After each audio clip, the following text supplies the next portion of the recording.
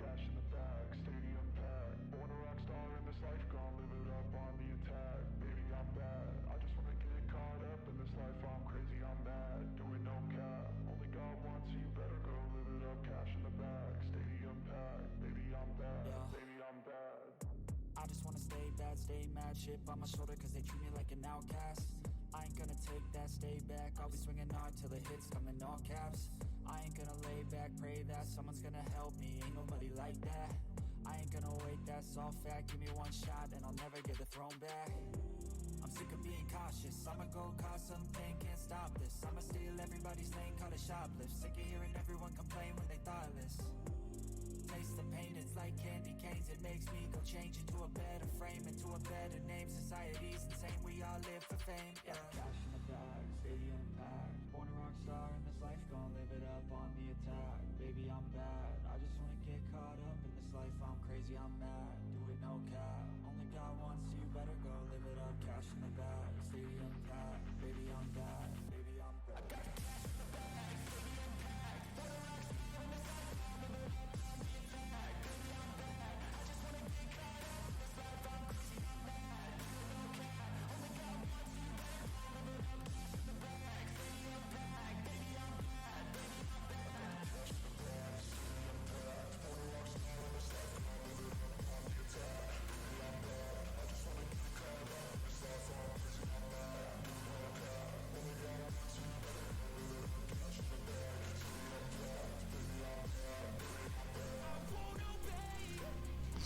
Alright, here I'm here. What the hell is the camera so extra dark again today?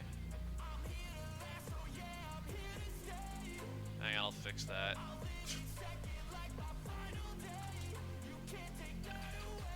And I'll explain my technical difficulties in a minute to you guys. Just give me a second here.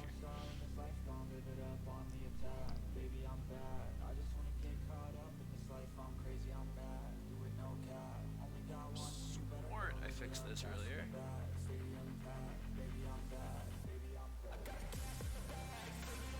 There we go.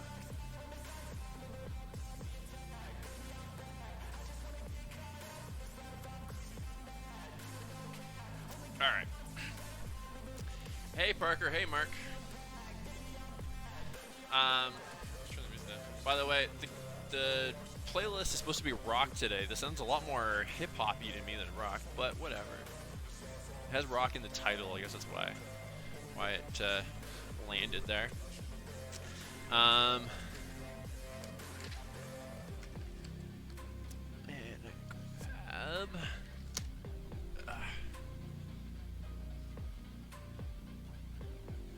Felt like I had 2 pages there, but guess not. All right, there is the paper. We realized last week that my camera is actually flipped, and so it looks like I'm left-handed, even though I'm right-handed.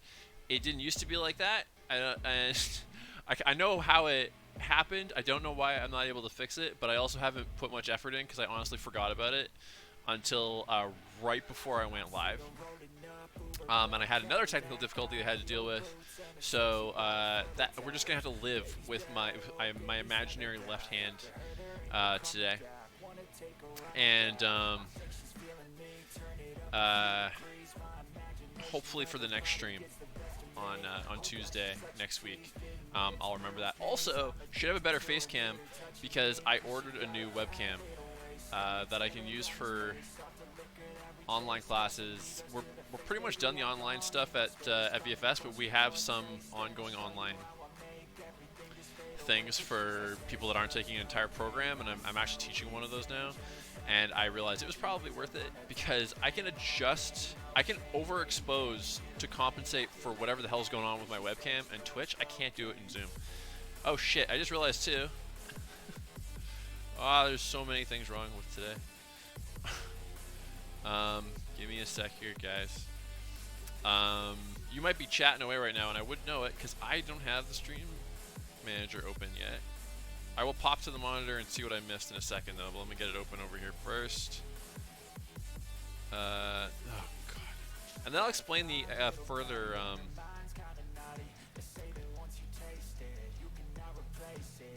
One sec. Well, I guess I can tell you while I'm doing this actually, before I play catch up. Um, I I had to update my Twitch password over the weekend, or I guess it wasn't even over the weekend. I guess it was just a day or two ago. I was doing something, needed it, couldn't remember offhand what it was. I was afraid of getting locked out if I didn't. I gotta wait for the authentication code. But anyway, because of that, everything. Sorry.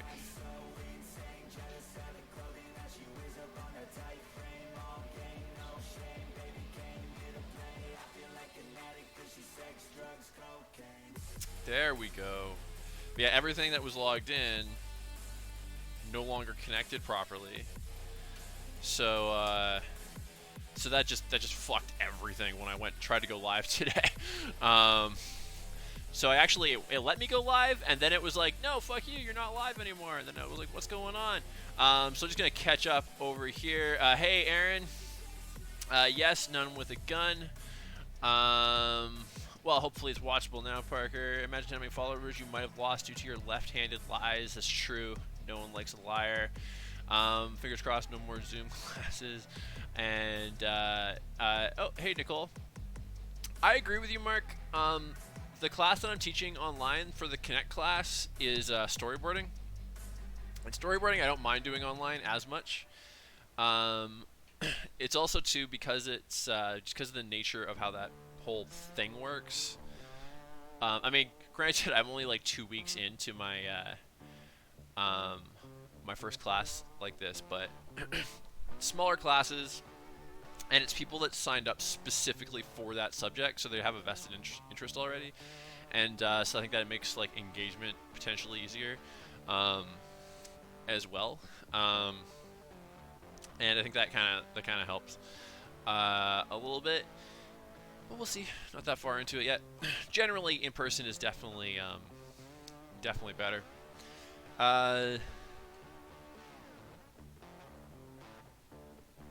Somebody say something in the chat right now.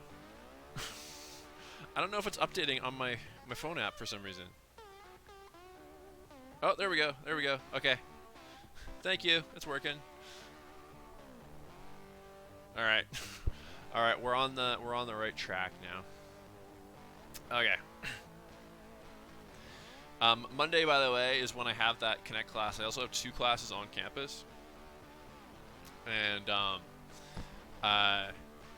here's the reason I didn't go live on Tuesday. You guys remember I told, well, maybe not everybody was on the stream that time, but I told that story about how on Christmas break I went to the ER because I was having a chest pain thing.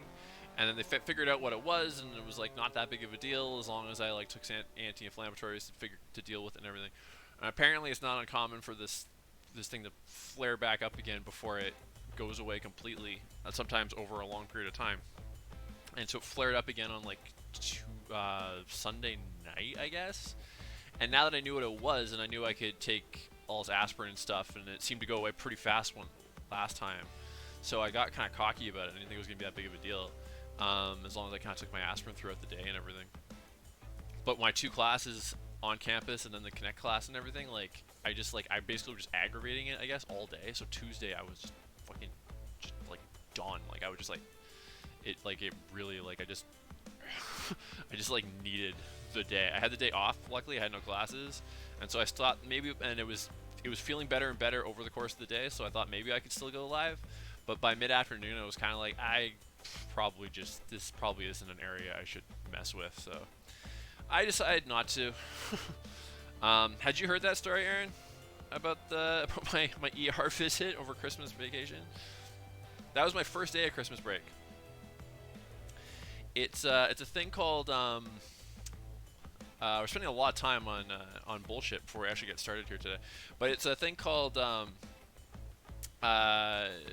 pericarditis, I think it was, and it's basically like, it's not the heart itself, it's it's like the lining around the heart can get inflamed, and apparently there's a lot of different things that can cause it, and it's not always easy to determine what it is that caused it, and it could have been something that I had a kind of something like this a couple years ago, and I got checked out for that. They didn't find anything wrong, and then this time they did all the same tests, but then they also did a CT scan, and the CT scan is when they figured it out. which they hadn't done before. And like I said, it's apparently normal for it to kind of come and go for a while before it's like just completely gone. And but naturally, you hear chest pains and you freaks you out. So that's why I went again, and then yeah, they're like, oh yeah, it's like take this extra strength aspirin like 3 times a day for 2 weeks. And like the next day, I was almost completely back to normal after that. So that's why I was pretty cocky about today. But I think by the time I went to the ER, it kind of already started to settle down a bit because it was after like a day of me panicking that I went. Whereas this time it was right at the cusp of it that I then went for a whole day nonstop.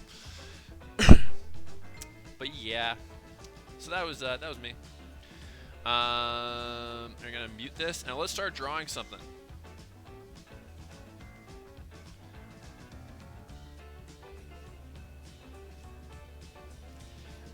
Yeah. Well, also, when I went to the ER too, I was there for like 10 hours, which is just shitty. Obviously, the CT scanner like broke, so nobody told me that, so I just was waiting there forever, not knowing why. It was like the last test they had left to try, basically. So, I have like, I think I've never been diagnosed with asthma. My dad has asthma. I have cousins have asthma.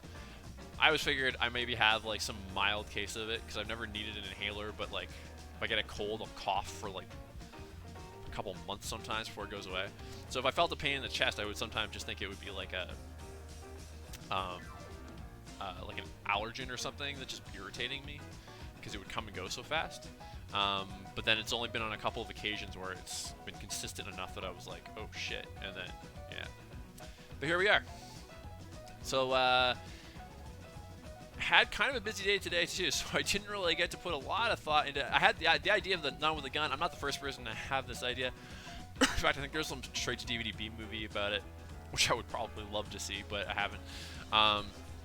So I might have sat down and thought about some posing and stuff, but I haven't had the chance to. So we're just gonna wing it. I did throw up a few references over on my my other screen there, which is a revelation. I don't know why I haven't been doing this since I got the thing. I maybe never will print reference for myself again, but whatever. So let's figure something out here. I kind of have an idea in my mind for the character, but I haven't thought about the pose too much. Okay, I'm gonna do this. Maybe. We're gonna try it. We're gonna see where we end up.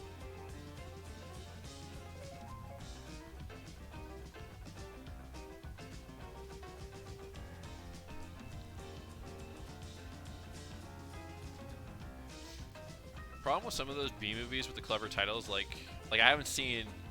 I think there's one called Nuns with. I know there's nude nuns with guns, but I think there's one called Nun with a Gun or Nuns with Guns, and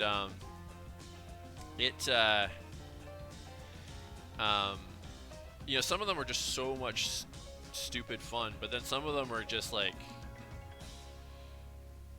the worst things ever. I think I told you guys about how somebody knowing what a Jaws fan I am, somebody at my birthday last year got me someone called Ouija Shark, about people that conjure up an undead shark ghost that like attacks people on land. It was not a hidden gem, I gotta say. It was a gag gift, so they weren't expecting it to be good when they gave it to me, but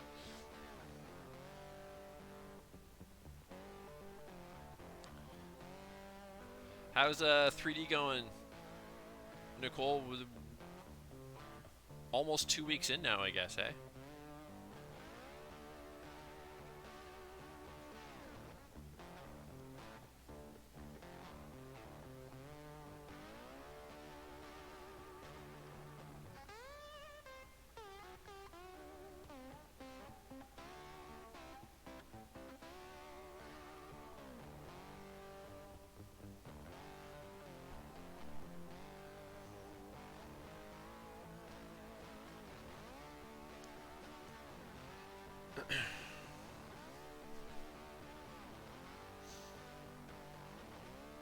Also, something kind of funny, by the way. When I grabbed my my Nun reference, I just looked up nun, right? Like I wasn't looking for anything. I just wanted just a general picture of a nun for costume reference. And the first like full-bodied one that came up that I could use for reference. Just the way that her belt is like kind of cinched up and then hanging outside. I actually thought she had a handgun tucked into her belt, so I thought it actually just a regular nun search brought me a nun with a gun picture, but it turned out it was just an optical illusion, I guess. Are you still with us, Nicole? Maybe Nicole's not with us currently.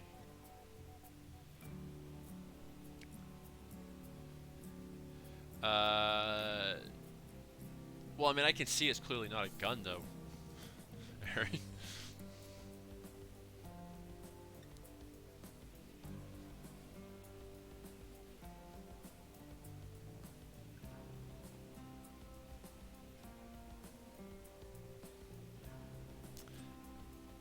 Oh, gotcha. So, maybe that's not a gun that we can see, but doesn't mean there's not a gun being packed. I see where you're headed with that.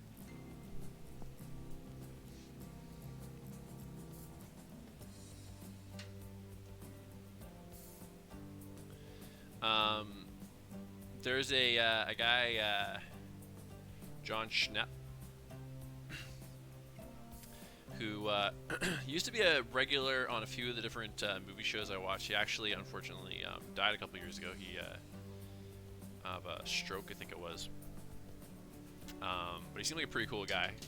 Huge comic book fan.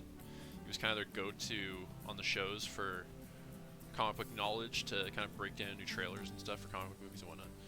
And when the trailer for, I think it was the trailer for The Nun came out, and maybe one of my favorite moments in all those shows, when he says, anybody that knows me knows that I find nuns both scary and sexy. And just that, like, that pause before he admitted to finding them scary, and like he caught everybody on the show off guard. It was a very good moment.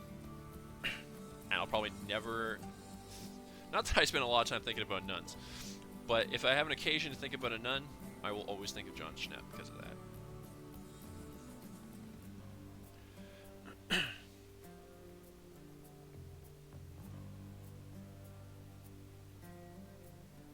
It's true, it's very cult-like. Do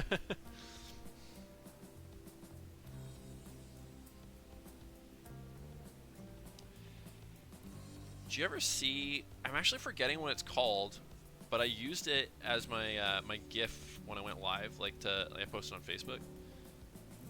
I think it was on Facebook, or did it on Twitter. But it was Aubrey Plaza and Alison Brie. There was a and Dave Franco, I think, if I'm remembering right. And it was pretty funny. I forget what the hell it was called though. But yeah, very foul-mouthed, somewhat sex-obsessed nuns.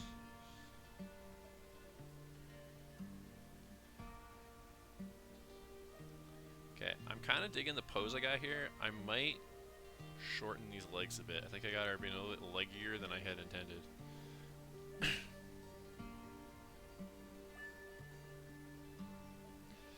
I shouldn't vouch for that Nun movie I just referenced. I remember liking it. I don't remember it well enough to be like, it was awesome. You guys should all check it out. I don't know if I was overselling it there or not. I feel like I would want to watch that again before I would give it complete approval. But I remember enjoying it.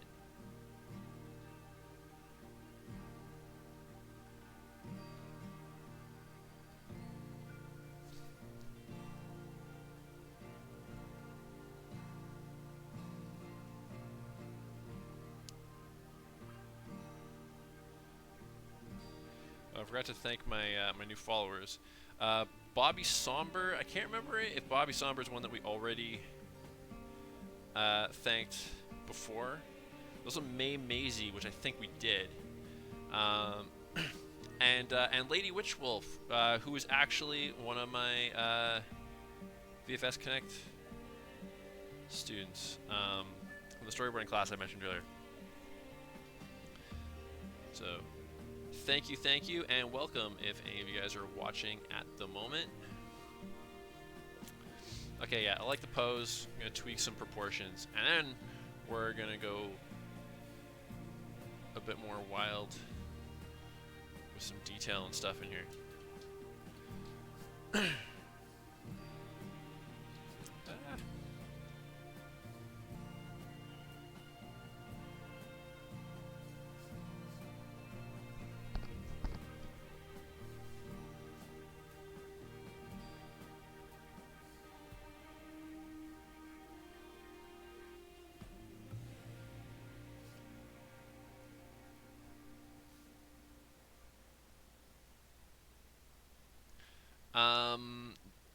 Possibly either that or my brush pen.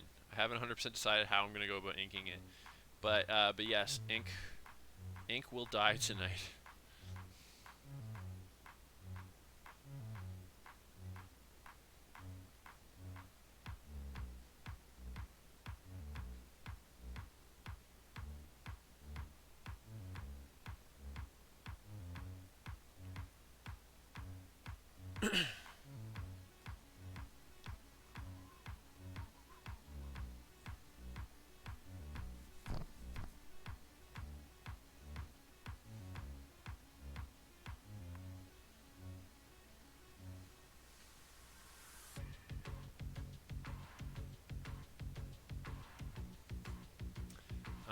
Alright, so we got slightly shorter legs, and I think her head needs to be a little bit bigger too.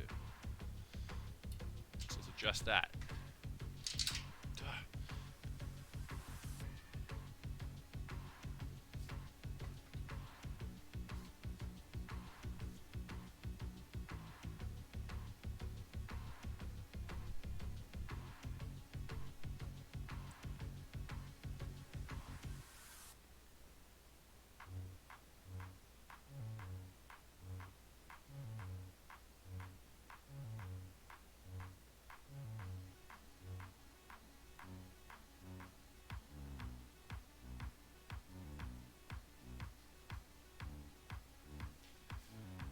Alright.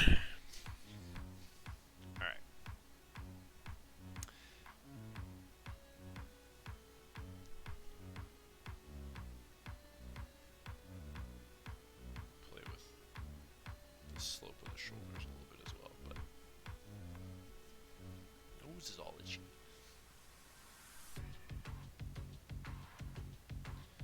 I'm going in a direction with this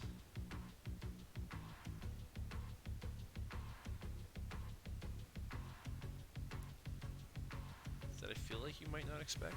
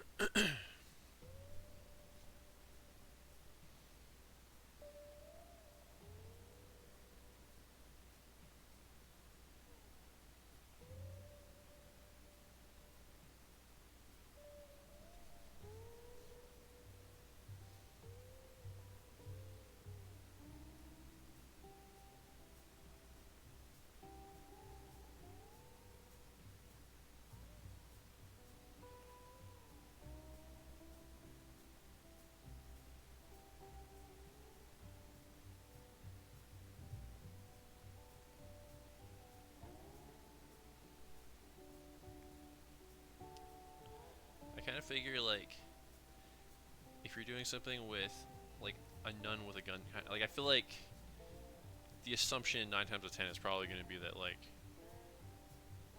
you're going to go, like, the sexy nun route.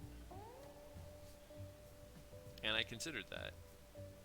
I had written a note down a while back, like, nun with gun, that will be a fun stream theme. But I decided I'm gonna pull from some of the sexy nun attire that you kind of see sometimes.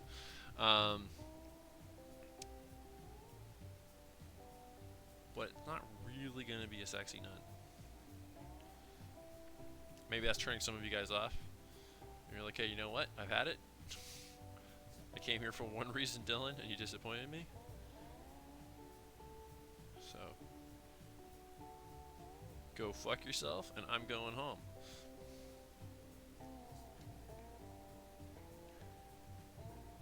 And if you are that person, then I apologize. But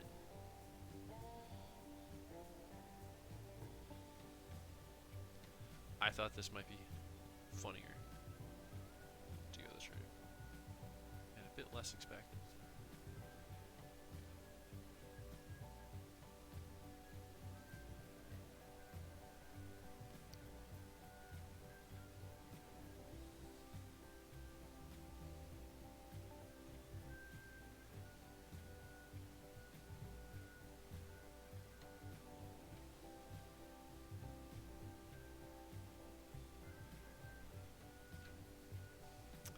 Kinda, yeah.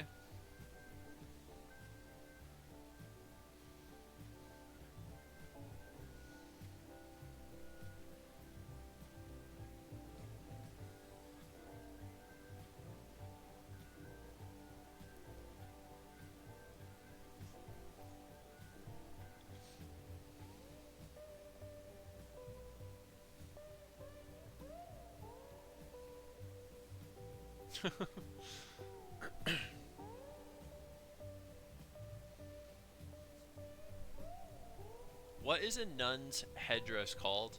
Because I just now at this moment came very close to calling it a cowl. And I feel like that's not what it's called. Unless like if like maybe if Batman was running the convent, but otherwise. Also, do nuns work in convents? I actually know very little about today's subject matter, if I'm being honest.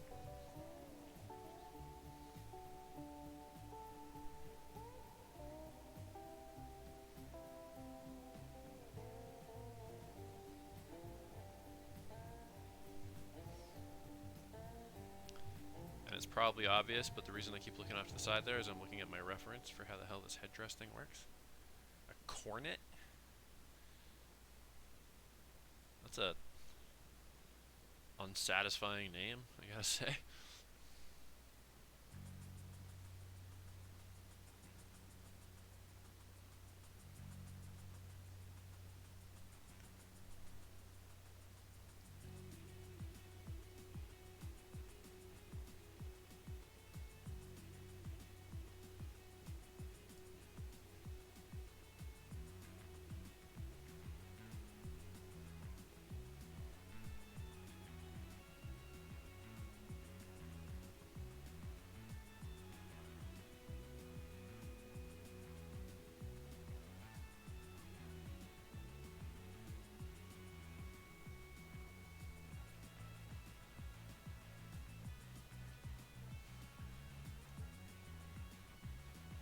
Coif or a veil? Huh. Veil makes some semblance of sense. Coif almost sounds dirty, if we're being honest.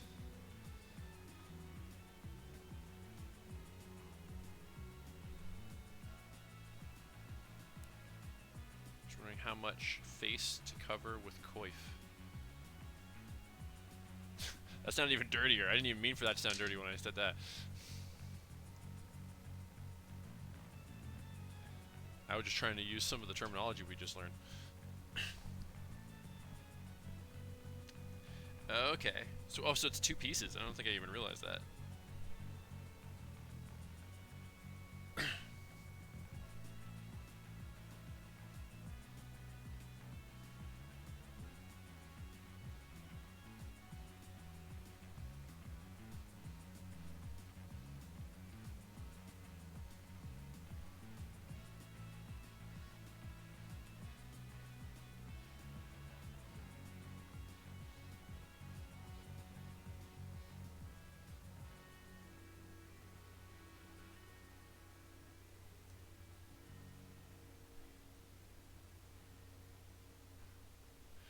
Um, what, just talking about nuns in general, or the coif comment? What are we referring to? Aaron?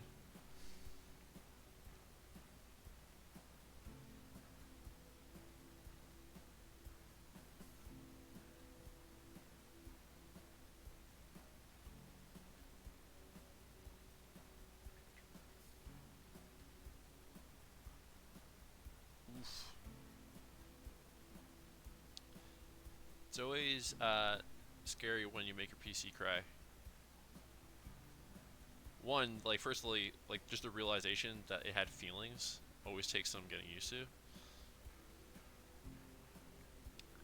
But also, knowing it's maybe struggling to do what you need it to do.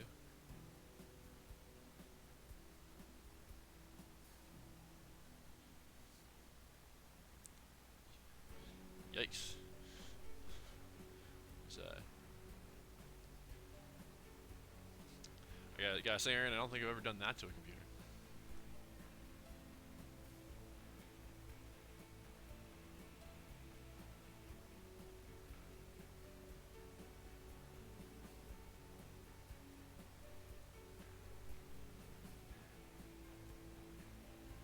Okay, I have mixed feelings. Should I do the cross or should I not do the cross? Is the cross like too much given what I'm doing here?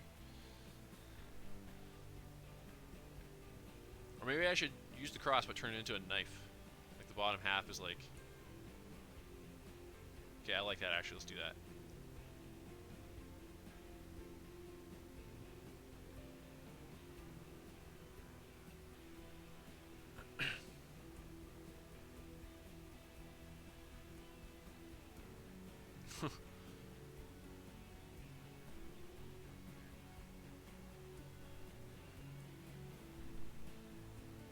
Thank you, Aaron. By the way, where did everybody else go?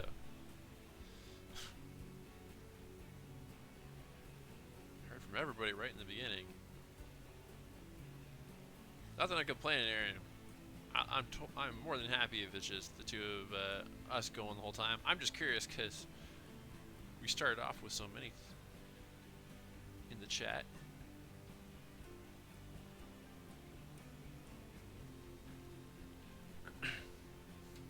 What kind of environment are you doing?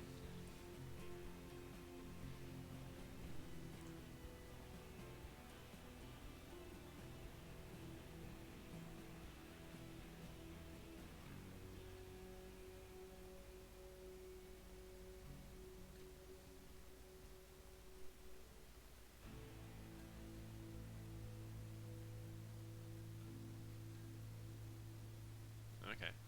Oh, like the grass sim. Is this in Blender, I'm assuming?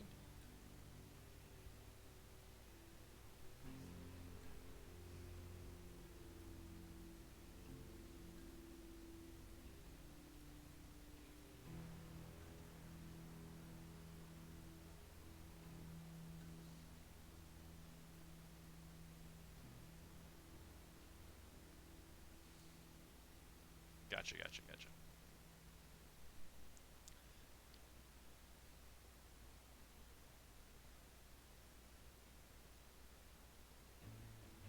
Yeah, I've had... Grass has been the kryptonite of more than a few foundation students in the past, for sure.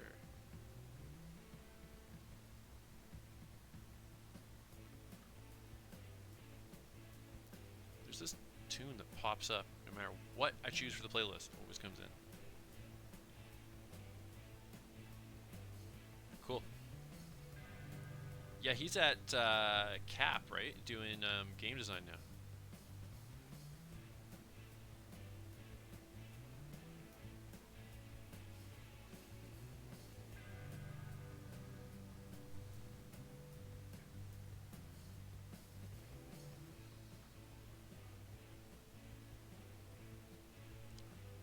Yeah, sounds like it.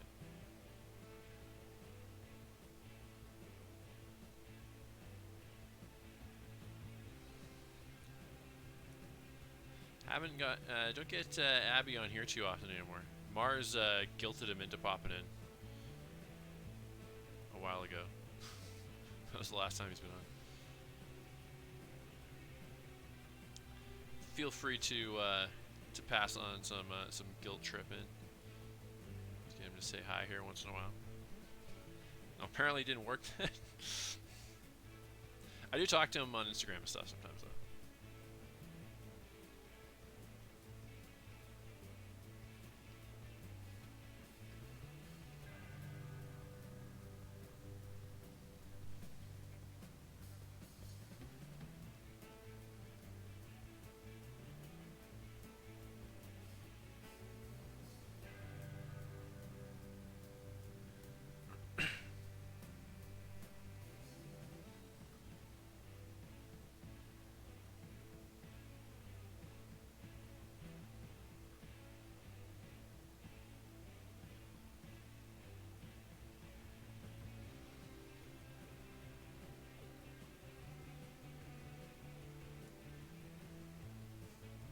Yeah.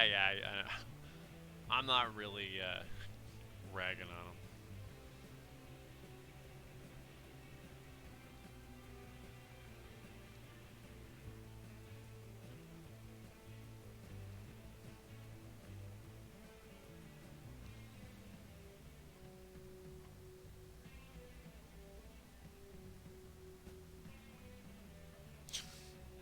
All right, fine. How long does he have to go there? Like time, like it feels like he barely started, but like the way time goes, he's probably been there for maybe even 2 years now. I think it's a 4-year program though at Cap, isn't it?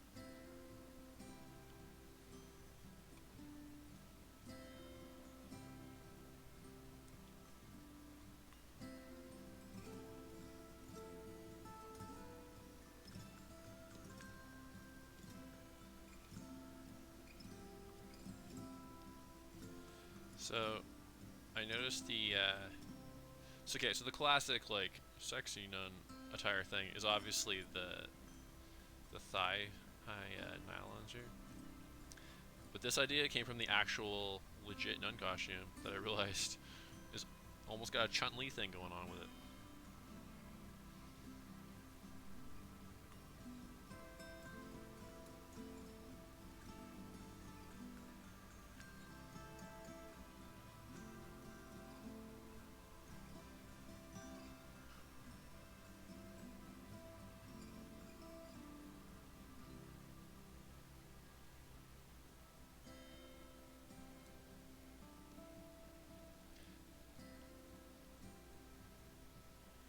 I should do a Chun-Li drawing on the stream sometime. Around like right before I started streaming, one of the streamers that I was watching was Jim Lee, comic artist, and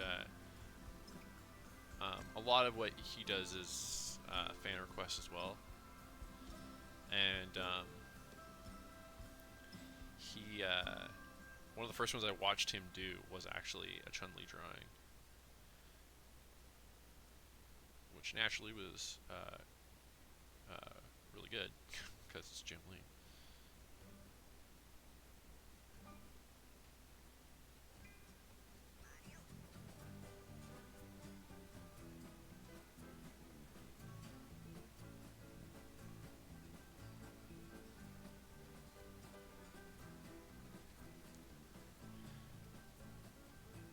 But I always thought she'd be a fun one to draw. Same with Cammy and Ryu and Blanca, I think would be. Oh, and what's his face? What's the stretchy guy again? Fun one to draw. Backlog's not too bad. You got one in the hopper there, Aaron?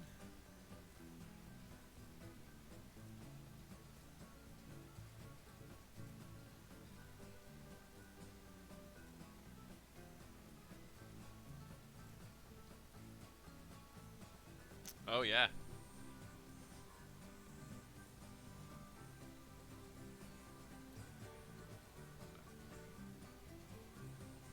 I had that with me at Fan Expo a couple weeks ago. A few people commented on that one. I think I sold one, in fact. I think somebody bought one. Okay.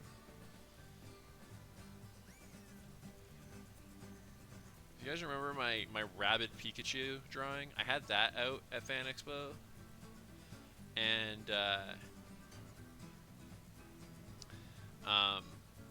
everybody that walked by it commented. It felt like so many people commented, not one person. Apparently, it's not the kind of thing you want to hang in your home, but it is the kind of thing that makes you laugh.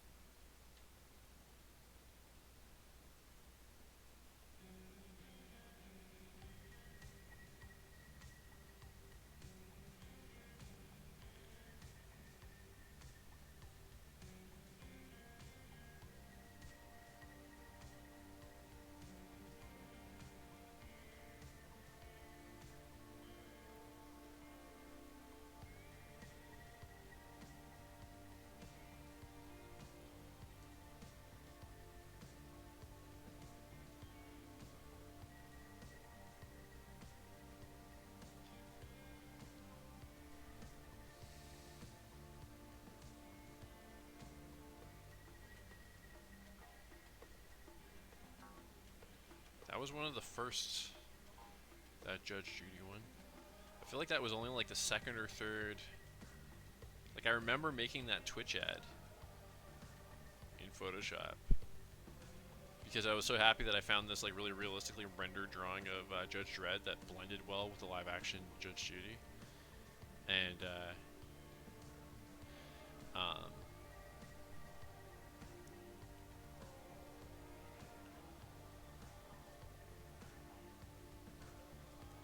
yeah, I know the first ad I ever did was the Spider-Man one for the Spider Sona. But I think that might have been the second one. Might have been the Judge Dredd one. So like really early days of the stream.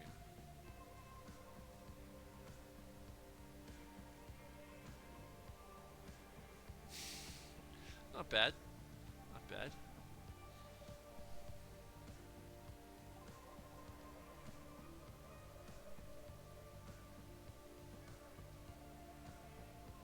Okay, I have a very important question for whoever feels like answering it. Should this nun be wearing fingerless gloves? Yes or no?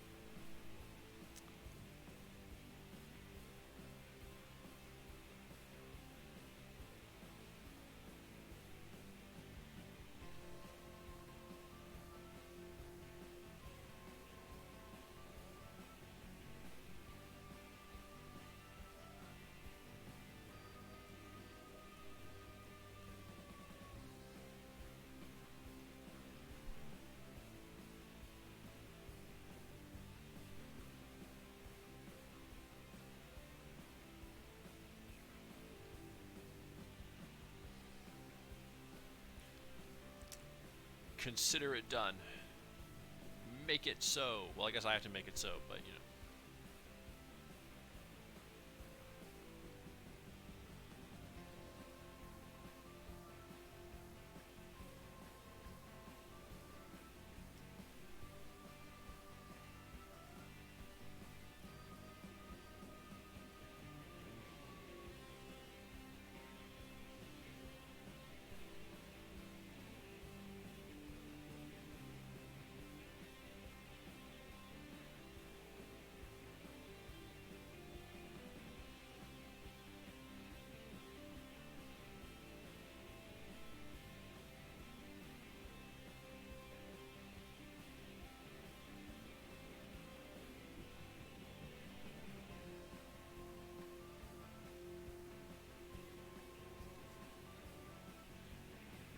Incrimination is she burned off her.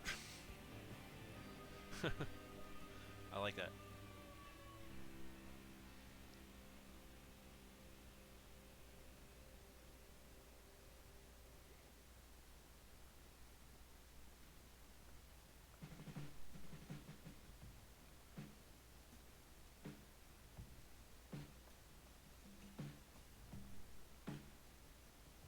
I should be using a ruler for this. Maybe I will when I ink it, but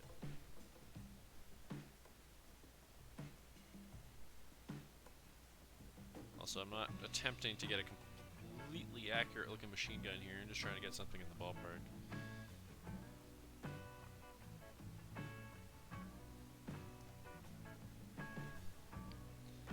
Okay, I don't want to brag, but I mean that ain't too bad for not using a ruler. So. Although sometimes you feel like that, and then you put a ruler to it, and you realize you basically just drew in like an S. It's like not even close to straight. And then you realize, okay, my eyes are just weird. I also have shitty posture, which probably affects how effectively straight things appear to me sometimes, maybe.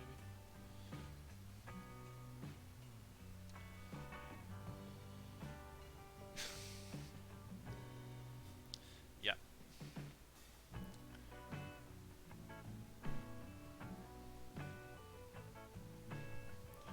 Were you surprised to find out it was a machine gun?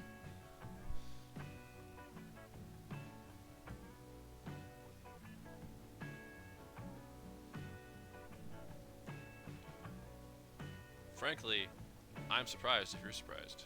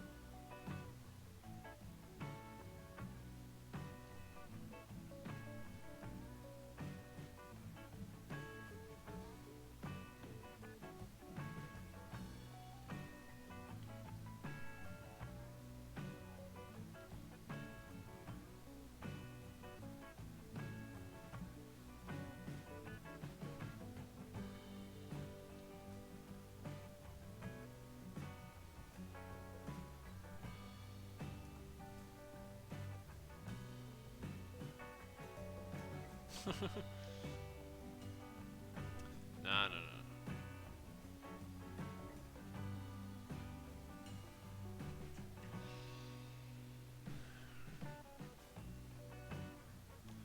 Granny knows how to get it done.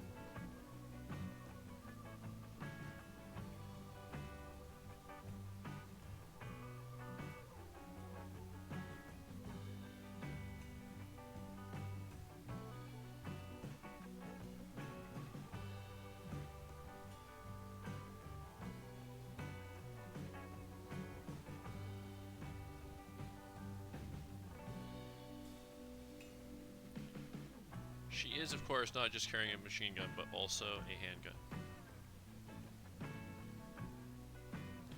For good measure, you know.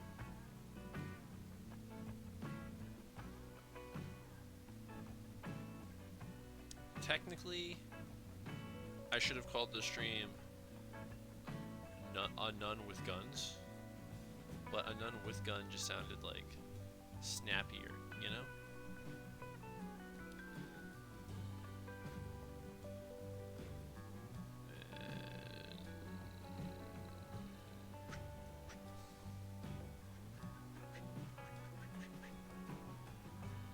That was the sound of me figuring out perspective.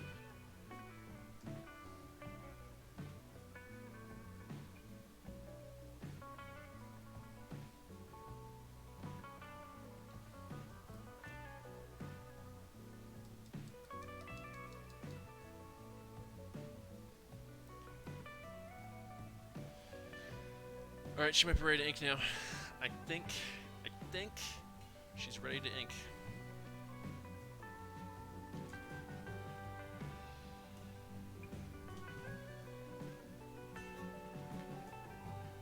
I could see that, but it's hard to tell. But it's actually a serrated knife, which will hopefully be more obvious once I ink it. I mean, it's still a silencer, but it silences people probably more than the gun.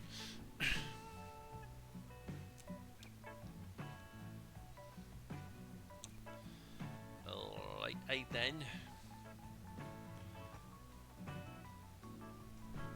Still in frame.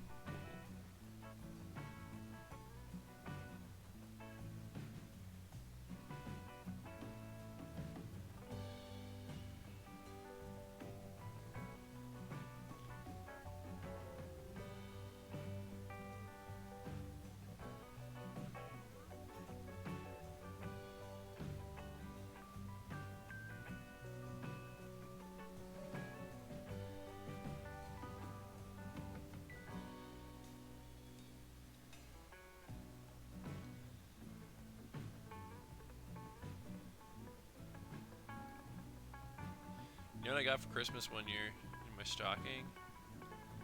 I got a nunchuck, which is a little catapult that fires nuns.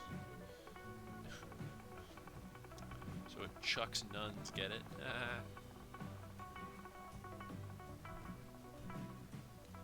Good shit.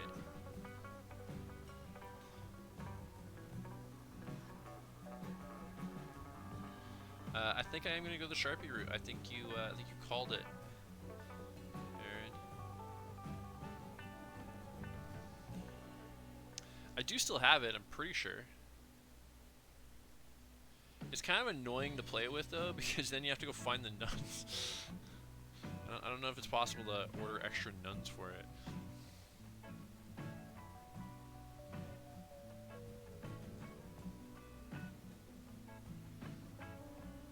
My dad has a little wind-up toy on the dresser in their bedroom, or it was in the dresser in their bedroom. Maybe it's somewhere else in the house now. That's called Nunzilla, and it's like it's just this like nun that's like this with a face. It's like, and then you wind it up and it just walks and like sparks fly out of her mouth. This is the family that raised me.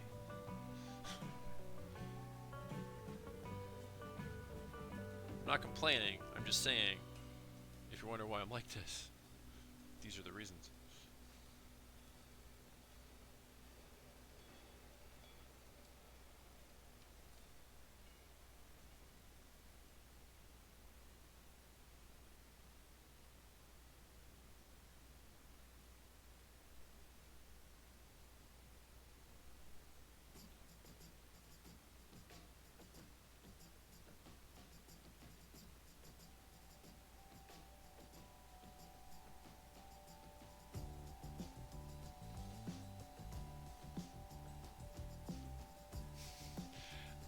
Well,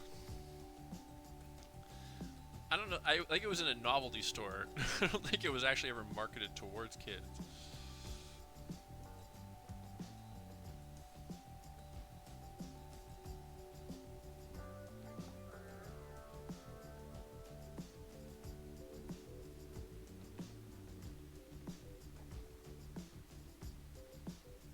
Also, by the way, another detail of this particular nun.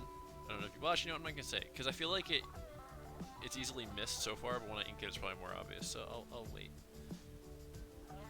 See if anybody recognizes it.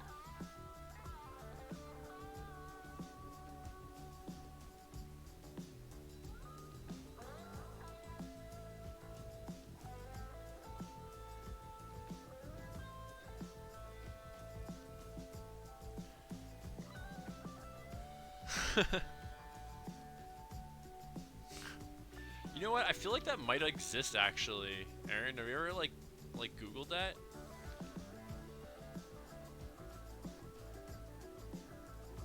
There used to be a novelty store in Coquitlam Center called Bobby Dazzler. It might still be there. I haven't been there in a really long time. And it, I don't think that's where the nun stuff I was talking about came from, but I think I remember they had like Jesus action figures and stuff.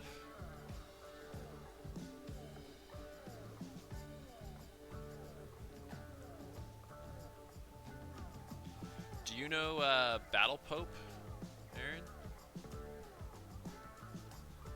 I think I talked about it in the comics class, so I might have mentioned it to you before. Oh, you want the Space Pope? Okay. Battle Pope is a comic book by the guy that created Walking Dead. Why the hell am I blank? Robert Kirkman created Battle Pope, and it's about this this disgraced pope that gets his second chance at redemption, essentially, when this demon, like, he dies. And then I guess he gets into heaven on like a technicality or whatever because he was Pope, but he did some rough shit, and he goes to so yeah, this demon attacks Earth, and he convinces God to send him back to Earth with superpowers so he can fight him, and he sends Jesus along to be his sidekick. It's pretty funny. They did I don't know. I have 4 volumes of it, which I think is the entire run. So that's probably like 24 issues, probably like 2 years worth of comics. And Jesus is a stoner in it too, who wears Hawaiian shirts the entire time.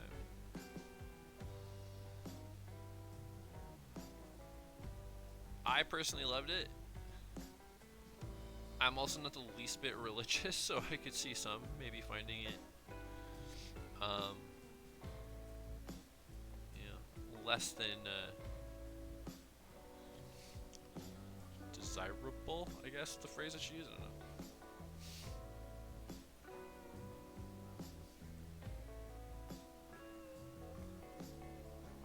know. Okay. So, yeah, no, Battle Pope is it's a fun read, and I actually got thinking about it again when I decided to do this stream, and I should definitely read those again because they were funny.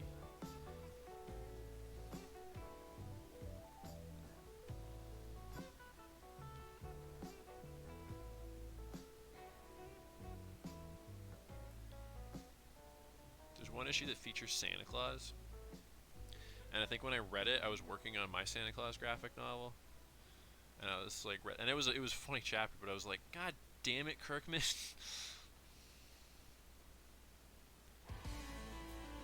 Our interpretations were pretty different, but it was still like, it's obviously a bit more edgy interpretation, which is what mine was. It's fine.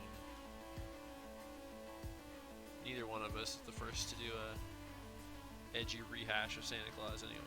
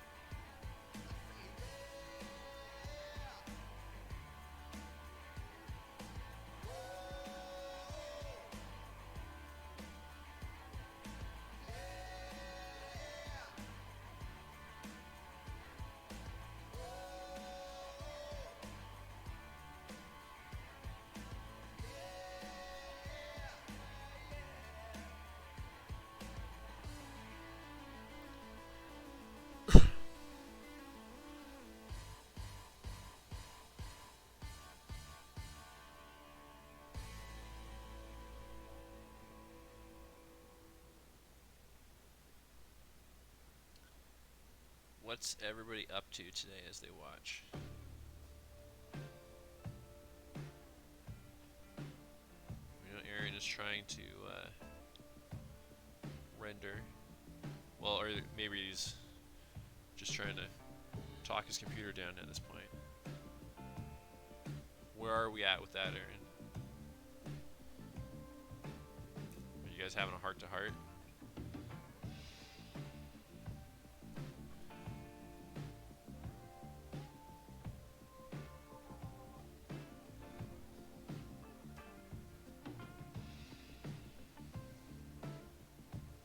Okay. There was somebody in Foundation once, they modeled a big giant tree in Mudbox. And then they brought it over to Maya and like converted it or whatever. And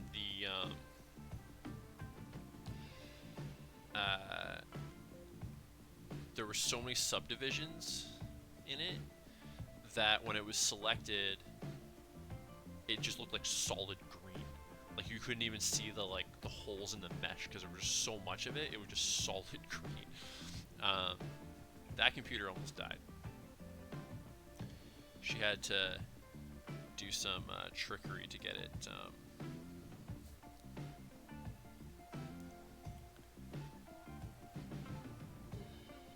kind of functional again.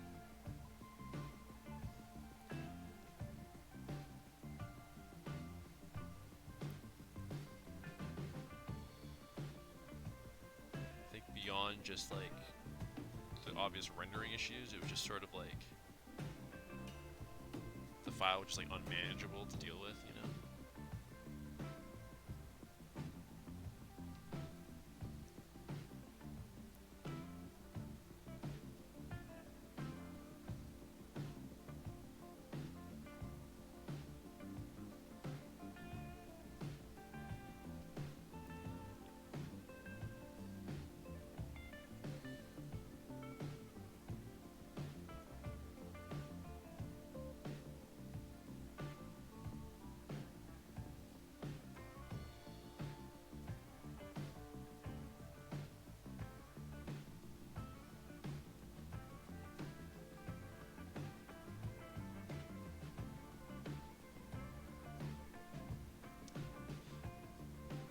That is the key for sure.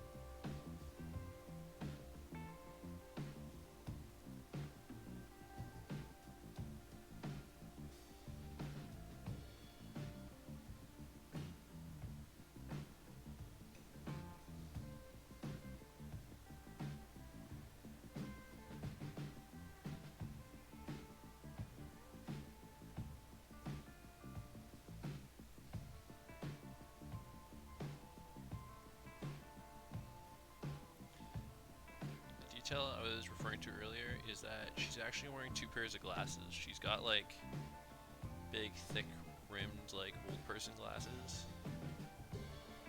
but then she has like cool, like Lara Croft sunglasses on top.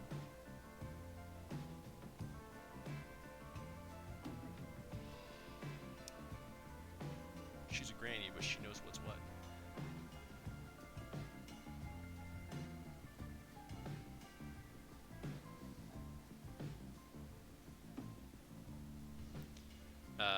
What, these lines here? Or, oh, gotcha. Like when I was drawing her.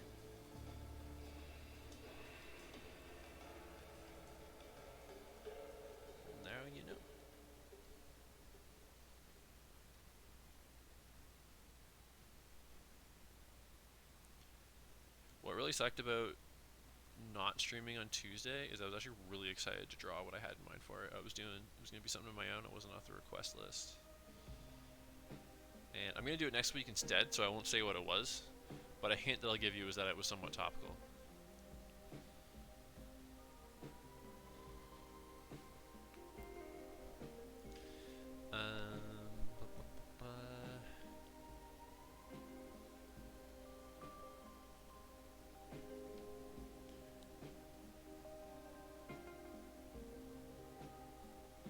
I should give her more wrinkles in the face.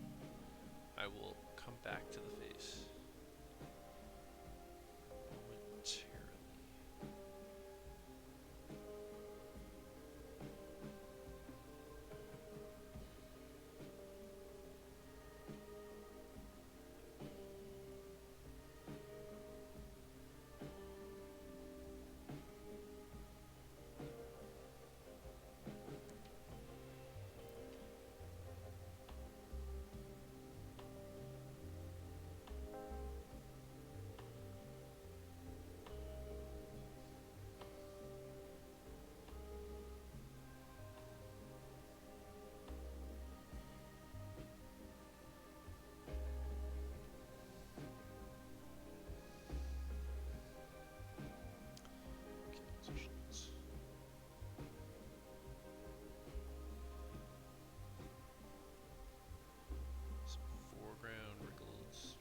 Forehead wrinkles, cross wrinkles, gotta have those.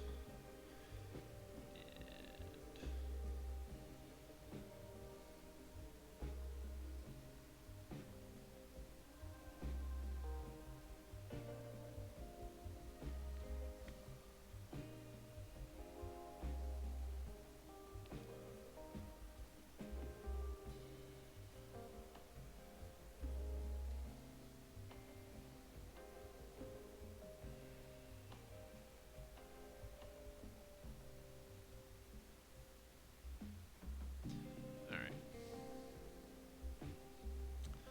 I'll take that.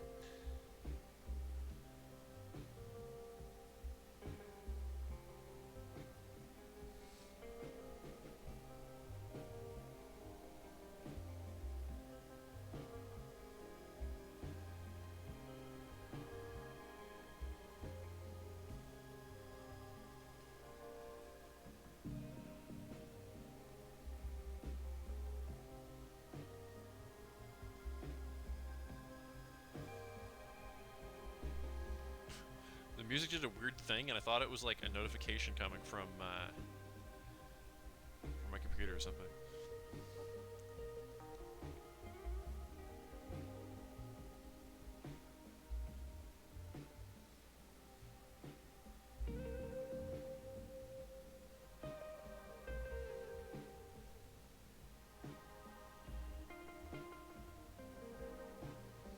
Parker and Mark. If you're in distress, if you have been taken, blink twice if you need help.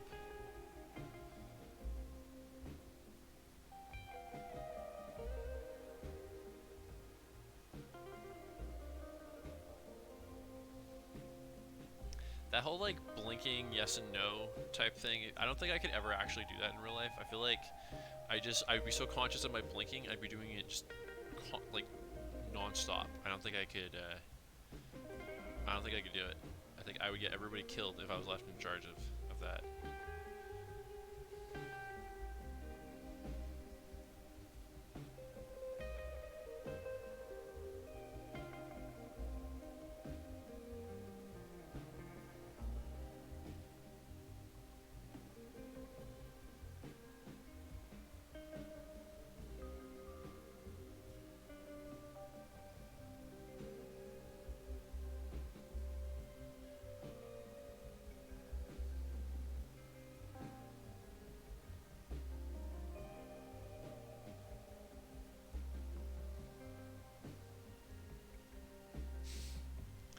Exactly.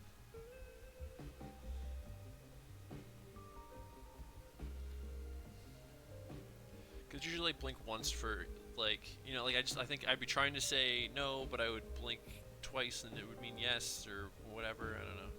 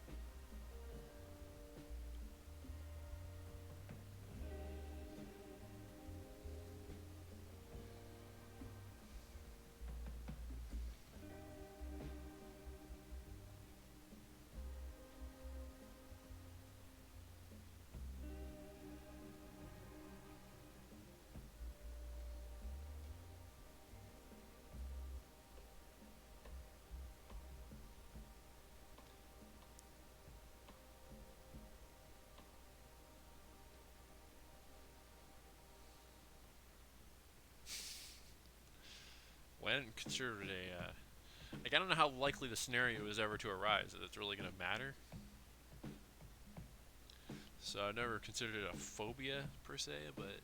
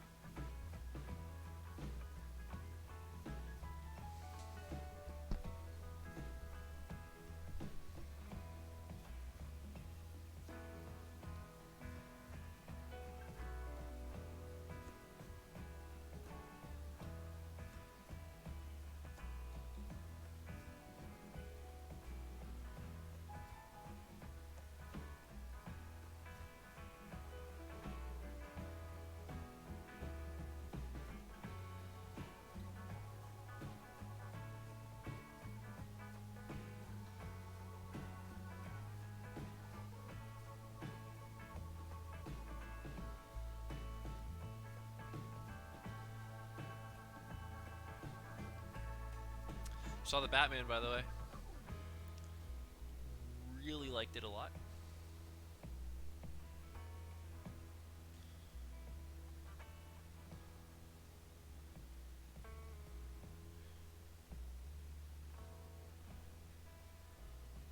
You should watch it.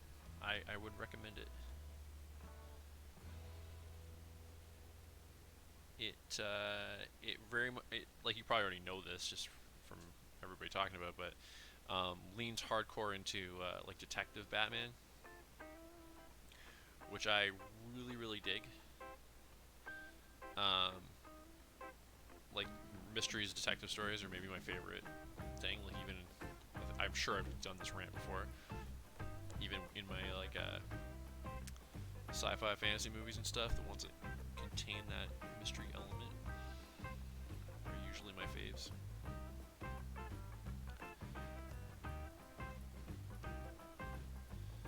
So I was very on board. It's like Seven or Zodiac, but with Batman.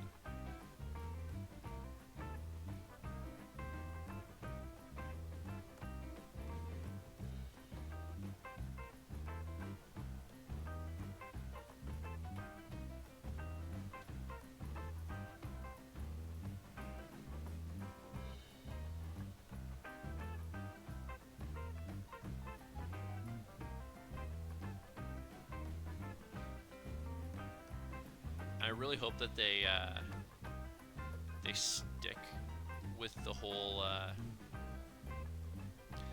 um, kind of detective motif for the sequels and stuff that they'll inevitably be doing, because like I feel like the Riddler lends himself so well to a mystery story, because he kind of is like the Zodiac in a lot of ways and stuff, that I feel like any approach other than like the Schumacher approach would naturally lean a little bit more into Detective Batman for a Riddler story.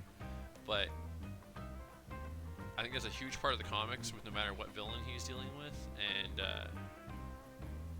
we don't see that much in the movies. So I hope they keep it up, because it's also a major defining factor between this one and other Bat movies. So let's stay on that train, you know.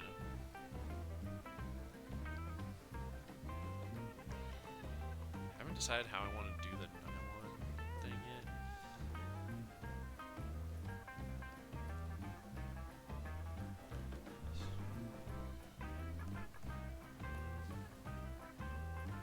Alright, let's do it this way. We're gonna do it like a fishnet thing, but we're gonna do it like a really fine netting.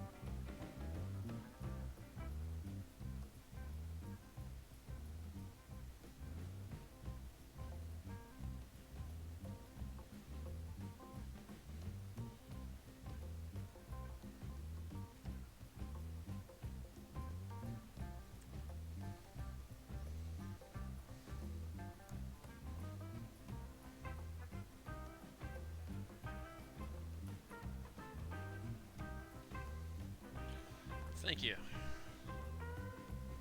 I kind of didn't want to do the fishnet thing because I did that on the punk singer guitar player last week with the Spiteful Mullet Band.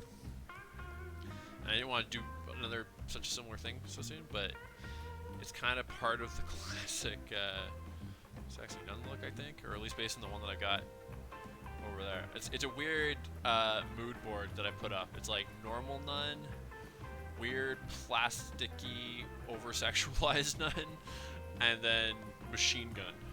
That's my reference mood board going on right now. First time for everything, Aaron.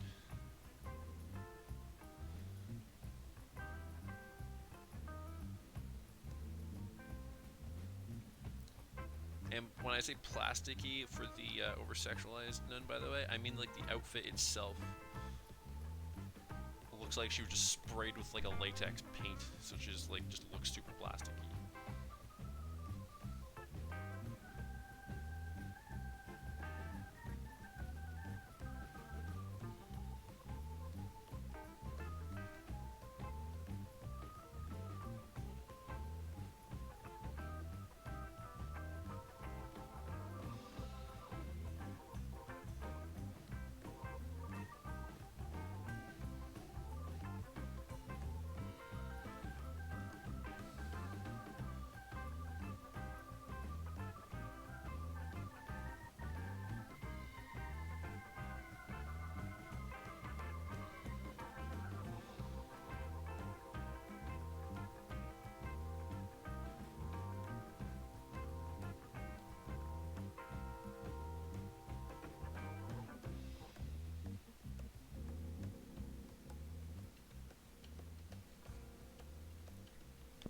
Oh, I doubt that Mike picked that up. I just cracked the shit out of my neck and it felt really good.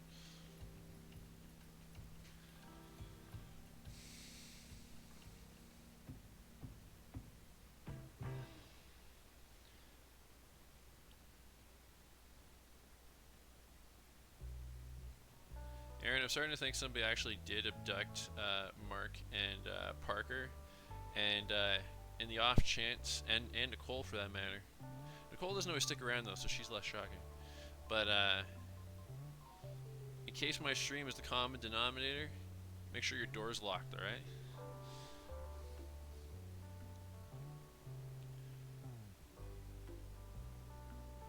I'll do my best Liam Neeson, you know, but I don't have quite the same set of particular skills, so...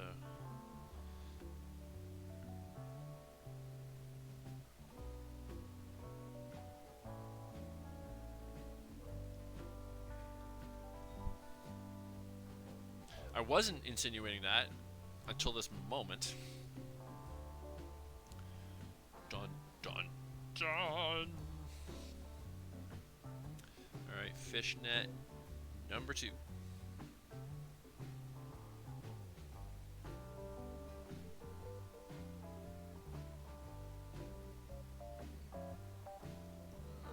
Tangent, tangent. Kind of fix that when I get it, or when I do the spot flags.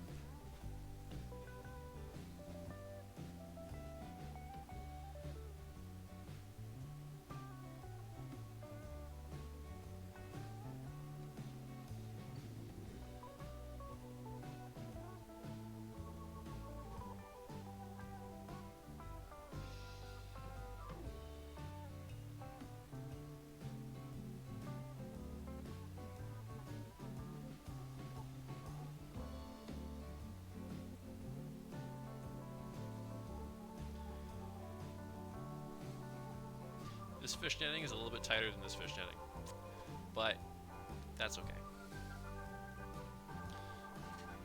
We can let it go, I think.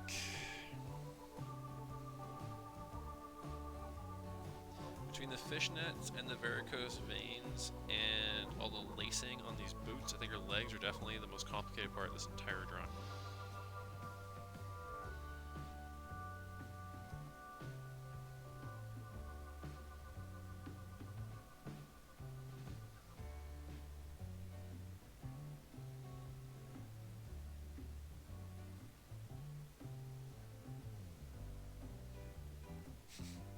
Thank you.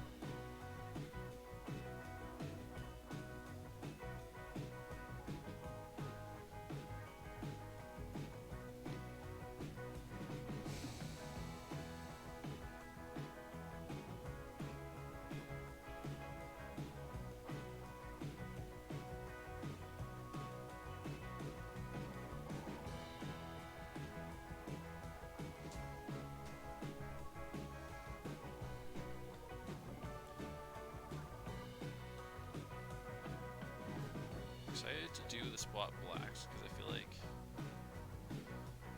I mean, it's always more satisfying to see those filled in, but especially when a character is wearing so much black like she is,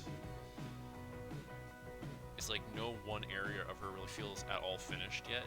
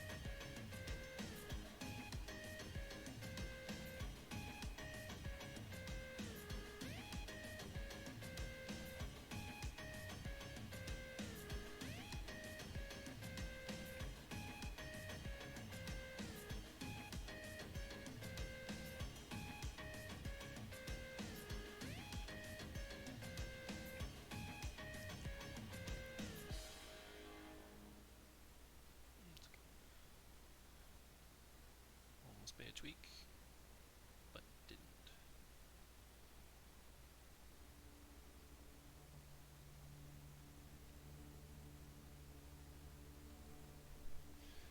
Mark, you're back. I know Mother Superior only by name, know very, very little about her, but I'm gonna take your word for it. We were worried about you, Mark. You, Aaron, Parker, and Nicole were all very vocal right at the beginning, and then all at once, you, Parker, and Nicole disappeared, and boom, gone. And we naturally concluded that there was some sort of outhouse-related serial killer on the loose, and they'd gotten you. But glad to hear we were wrong, or at least about you, anyway.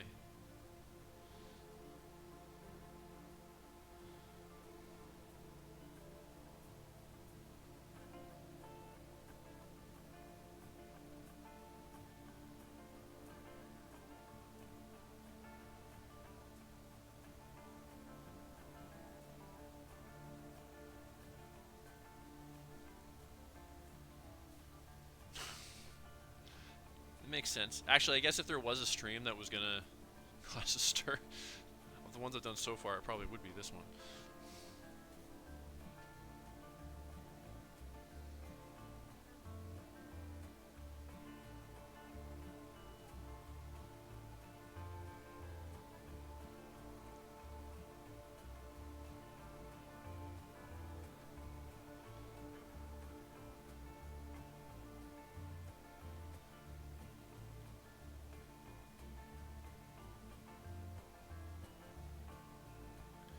By the way, the image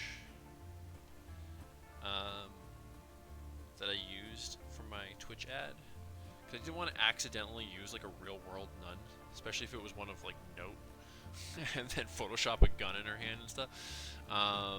So I picked Audrey Hepburn from A Nun Story, which I recently learned was one of the first and still one of the worst examples of a white savior story in a movie. Because it features a scene where her and other nuns are actually like going around to this like, I'm not sure where they are. I don't think I've ever seen the movie. And they're going around to this like village, and they're teaching all the mothers how to wash their babies, because apparently they weren't aware that babies should be cleaned or whatever. And so it's just like that. Just pretty. Yeah, it's not just white savior; it's actually just full on racist as well. Which made me feel that much better about like, okay, well, nothing against Audrey, which there was a different time. But I was like, okay, if I'm gonna Photoshop, kind of deface an image of a nun, maybe this is the one to do it with. Fictional, and the movie has not left the best legacy.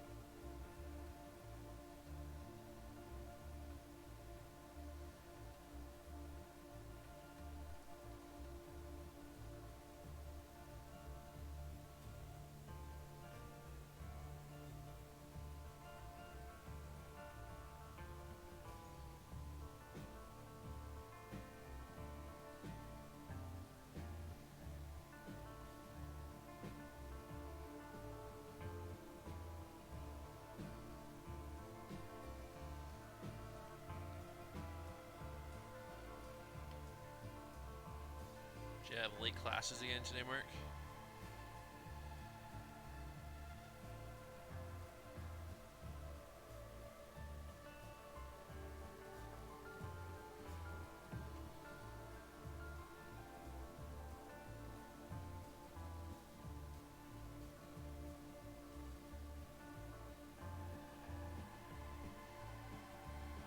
Oh, fun.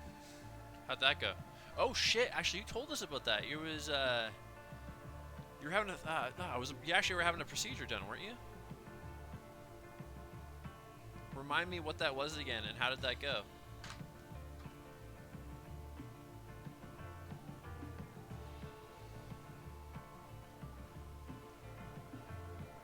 Oh, you got the stitches taken out. Okay. And how long ago was the actual thing?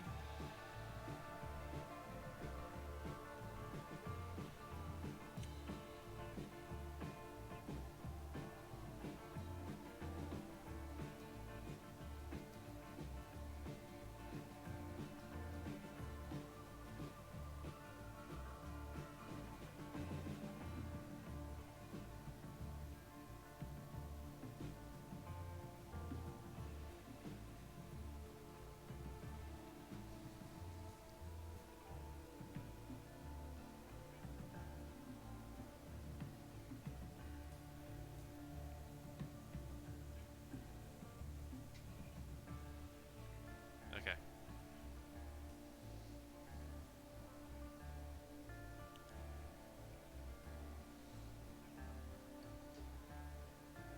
And it all went well? I have another friend actually that went to the dentist today to get all of her wisdom teeth out.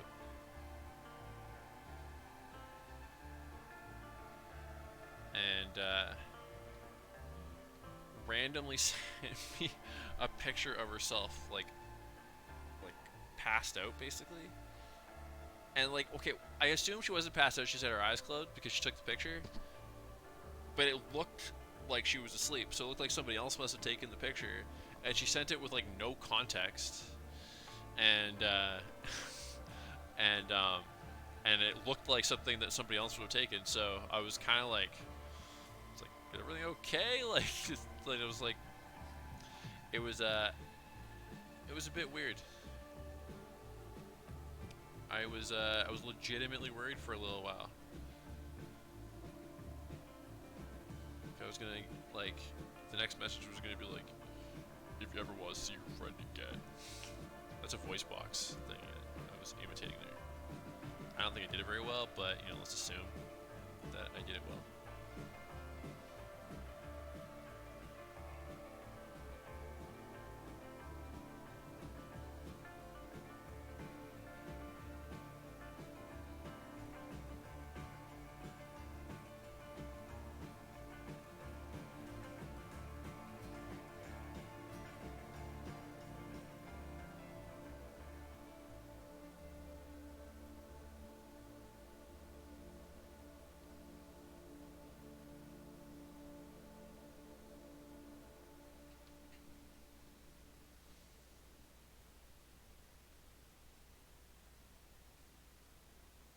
Oh, right. We talked about this on stream. I remember that now.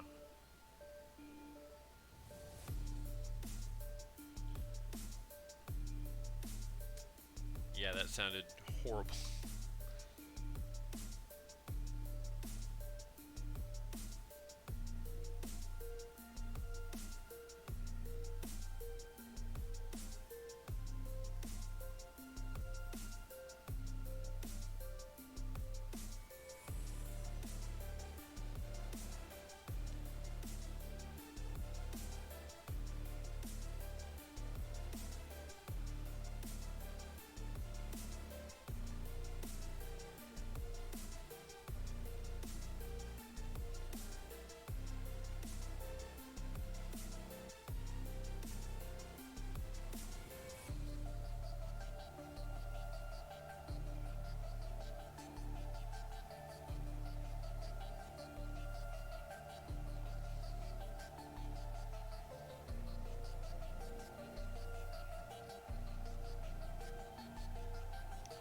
You know what's neat about a nun, like from a drawing and inking in particular perspective, is that her coloring is primarily solid black and solid white anyway.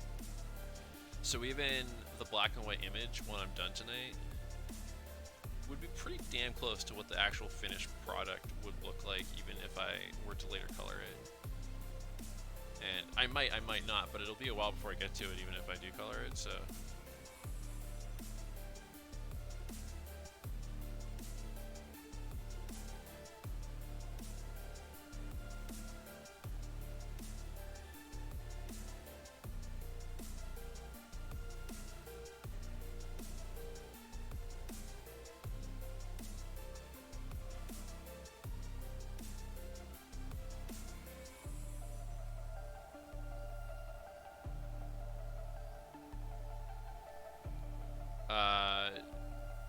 Well, I mean, I'm gonna color with Sharpies to color like the black areas.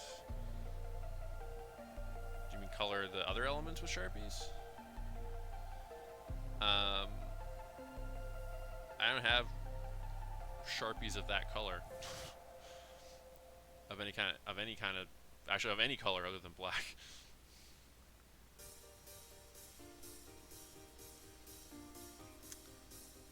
Why do you gotta take this away from me, Mark? My whole thing was that I was gonna look cool black and white. And you're like, oh, but it could be color then.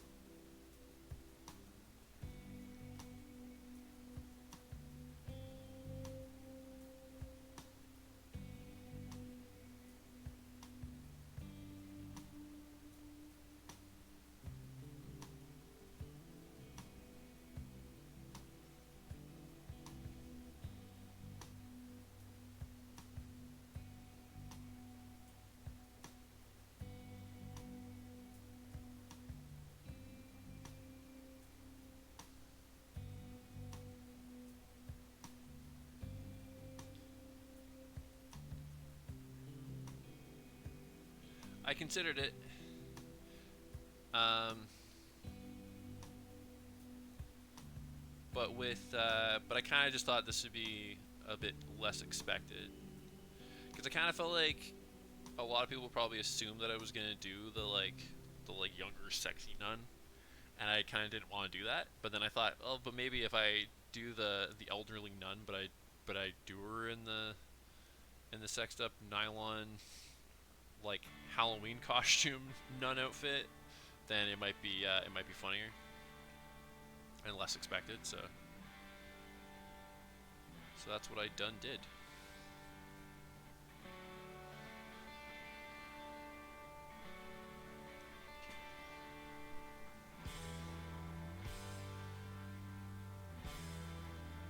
Just realized, I think I started to say earlier how I got a new webcam for the streams, and for the online classes, which will be for my face cam, because my hand cam's pretty good already. But I kind of forgot about it, and I didn't have time to set it up today, between getting back from work and needing to eat before I could set up my class, set up the stuff that needed to be set up. So that'll be for next week. Or maybe I did finish that. I don't know. I remembered bringing it up. I didn't remember actually. I don't think I got sidetracked, but who knows? Maybe I just repeated myself.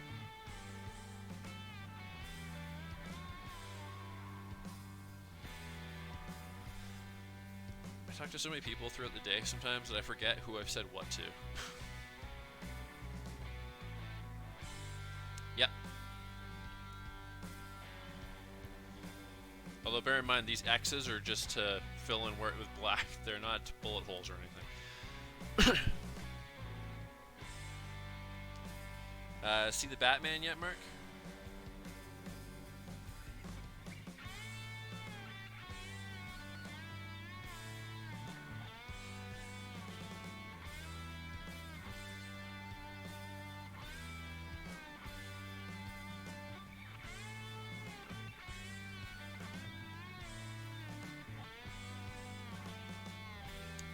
Oh right, I forgot. We went and saw it on the same day. Did you like it? I loved it. I was very happy with it. Not that I don't have like some criticisms, but nothing significant. Like I was very into it.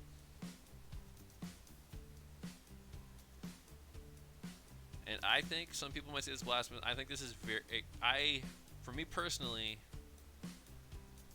I'm very close to putting it above Dark Knight. The only thing that gives me pause about that is the Heath Ledger of it all. I feel if you take Heath Ledger out of it and his performance as Joker, like I think I'd give the edge to the Batman. But that could be recency bias as well. I gotta see it again. My personal all-time favorite, of course, is still Burton and Keaton, but that is largely a personal nostalgia thing.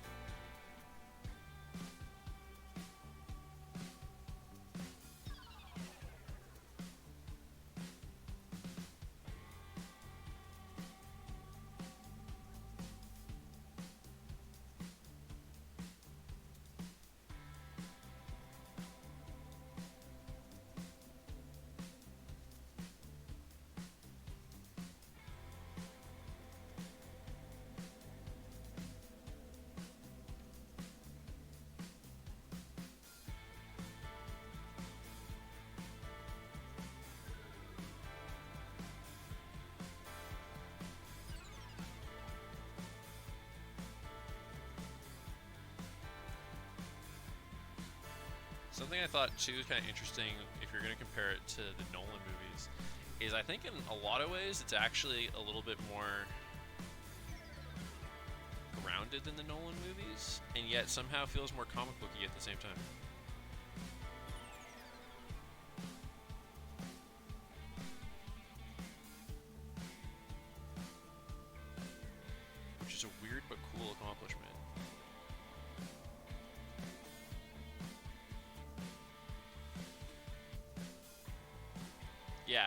and yet, but do you agree that it almost feels more comic booky at the same time?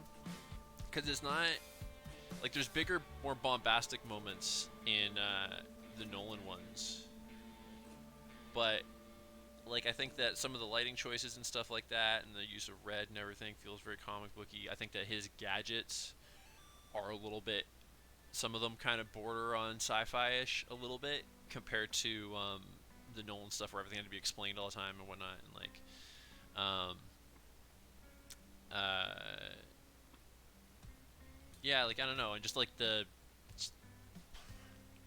the idea that you got some street, your bouncers twins, which could obviously happen in real life, but like a comic book artist would totally do that because it'd be fun to draw, you know. So there's just a little bit of that almost Dick Tracy like quirk to having it like be twins, and a lot of little things like that, I think. And there's like the drugs in it that are like eyedroppers. No spoilers, by the way, guys. Don't worry.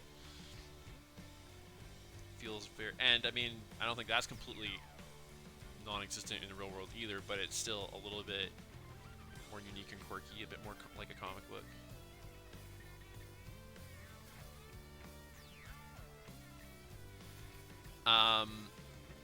Okay, now without spoilers, do you mean the very, very end scene,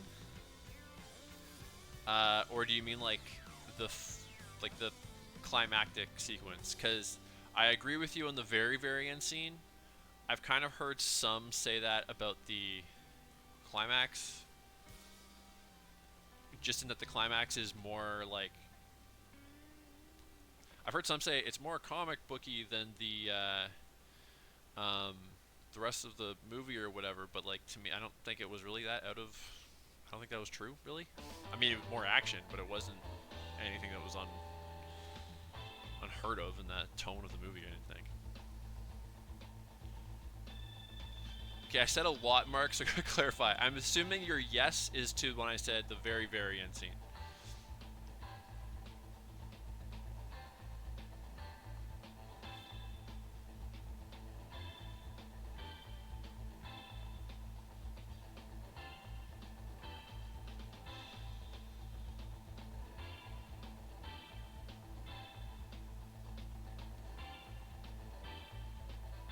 Okay, now I think we're on the same page, but I can't say for sure without elaborating, and I don't want to elaborate for anybody that hasn't seen it. So we'll assume we're on the same page for now.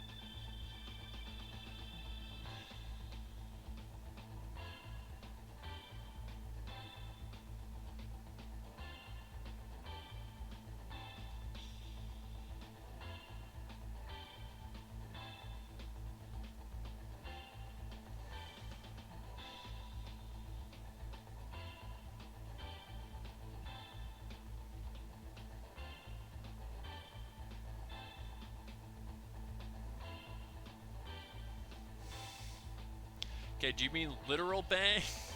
Or do you mean bang as in like plot surprise? If you answer that question, I think I'll know where we're at.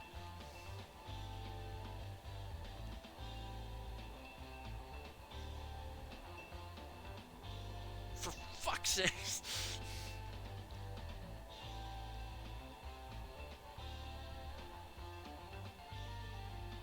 You might need to DM that one to me then, Mark.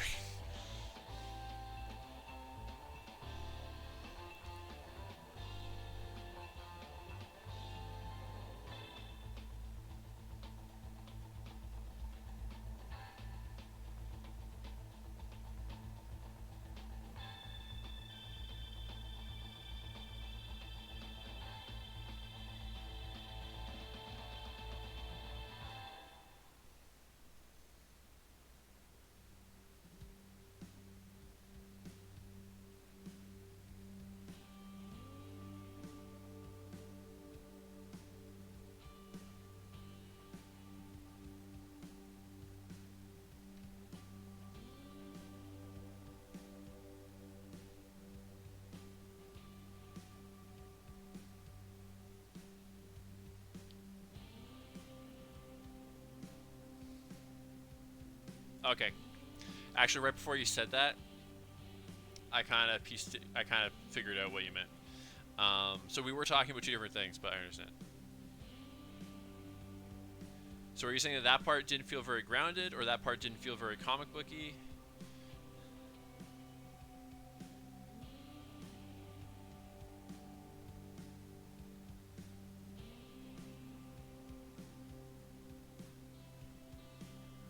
Because I didn't really have a problem with that. Um,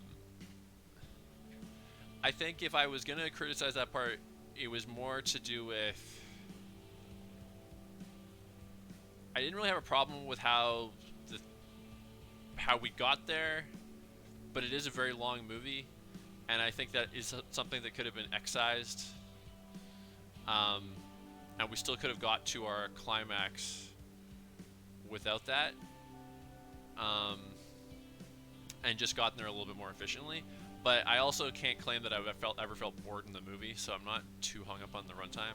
But when a movie's that long, you do kind of naturally look for, like, could it have been shorter? What could they have done? You know. So I had kind of that with it a little bit with that scene, but I didn't really have the problem. But I have heard that criticism of it before.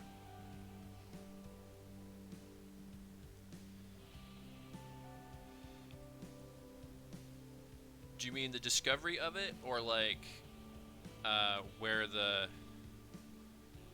stuff happens after that?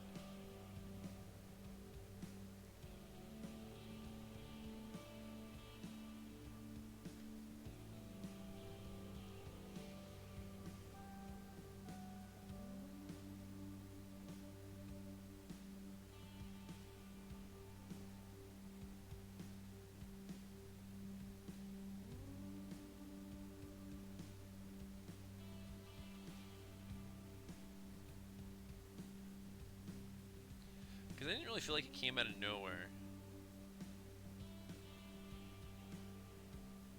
But I feel like I can't elaborate on why I don't think it came out of nowhere without getting into spoilery territory, so I won't get too into that. But again, you're not the first that I've heard make that comment, Mark.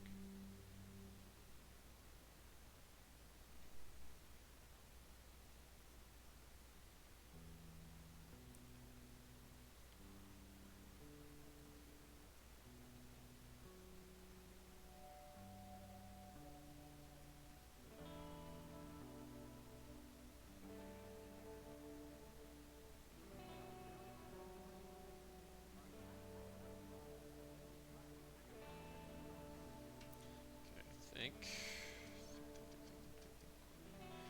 I'm going to use a ruler for this last bit. Oh, okay.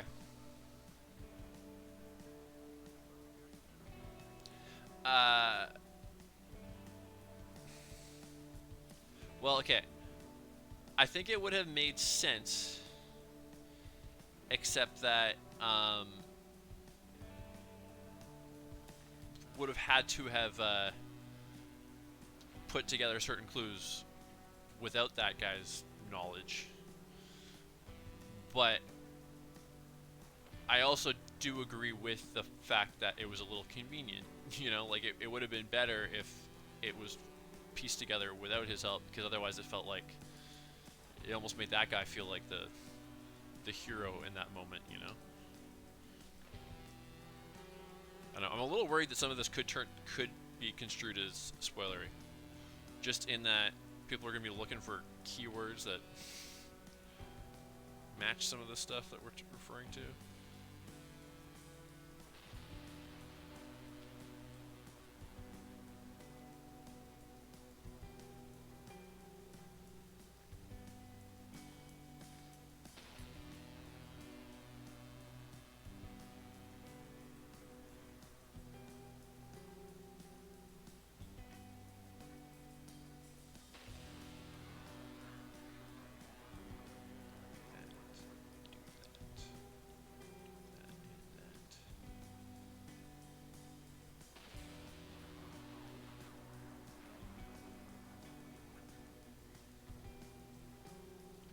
Okay. And I think getting help from somebody else to make sense of something, even if it's somewhat by happenstance, is I think is okay. But I think because of where that happens in the movie, um,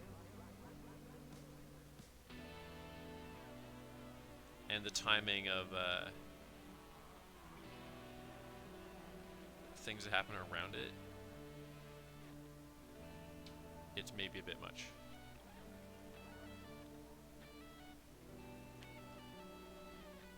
So I do agree with that.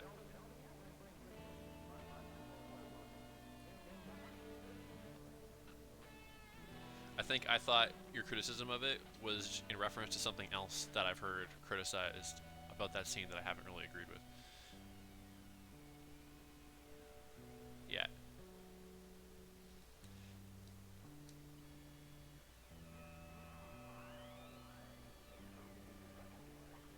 Yeah, it's the timing of it that makes it convenient, though. I think if a scene like that played out earlier in the movie, um, I don't think we would care. But that happened to be time sensitive, and we don't find out till afterward. The slow walk? You mean like the way he walks as Batman, you mean?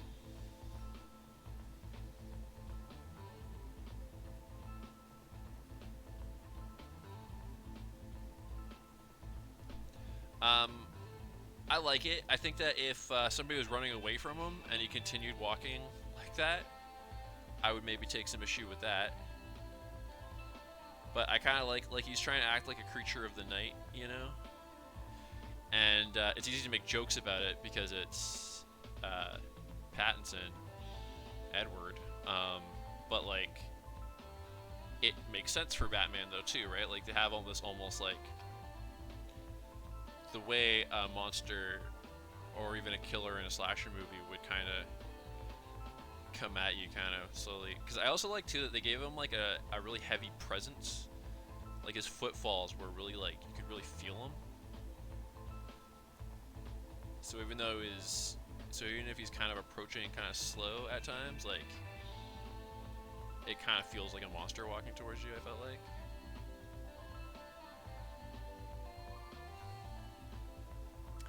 What did you think of it?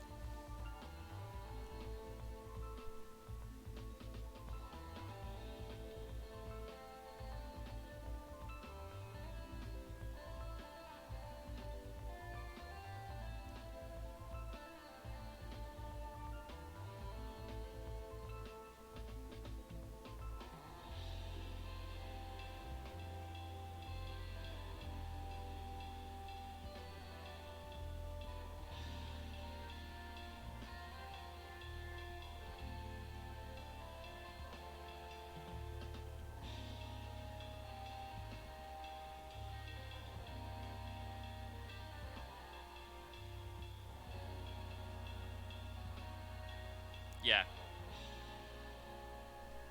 it's the first time you see him. That's what I was thinking. Was especially,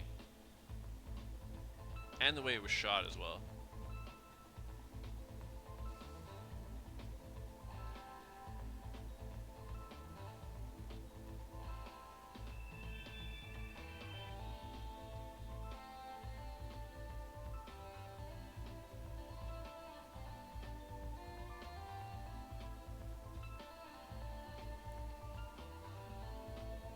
Yeah. You know what actually kind of reminded me of? It reminded me of the first time you see the Bear Jew in Inglourious Bastards, because you hear him knocking his baseball bat, and we're just looking at that dark tunnel for the longest time. But in Batman's case, it was his boots that we were hearing.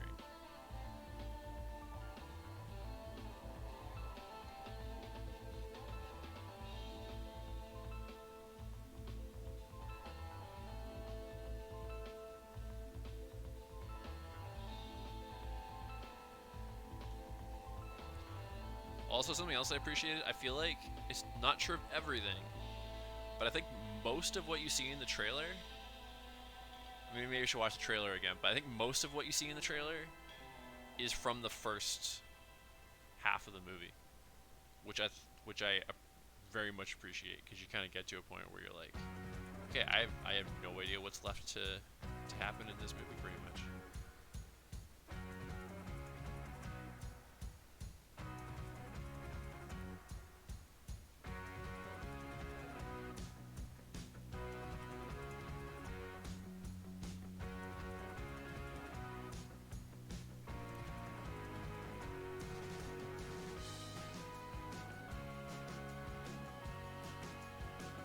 You know, I think it's funny about Robert Pattinson's casting and the fan reaction and stuff is how, okay, so he's first announced, and not surprisingly, everyone online freaks out, loses their mind, like, oh my god, it's Edward from Twilight, not my Batman, all that kind of shit, right? And then the first trailer drops, and it doesn't show any of his real performance in the role, but it shows him in the suit beating up a thug, and everybody's opinion immediately changed. And it was like, hey, if all you needed to do, like, if all you needed to be convinced was to see him in the suit throwing a punch, like, what the fuck were you expecting?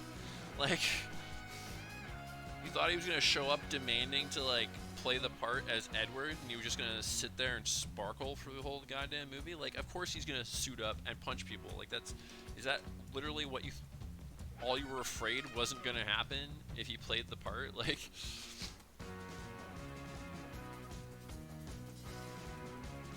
I really liked him in the role a lot, but it wasn't because of his ability to wear a suit and throw a fake punch. Like,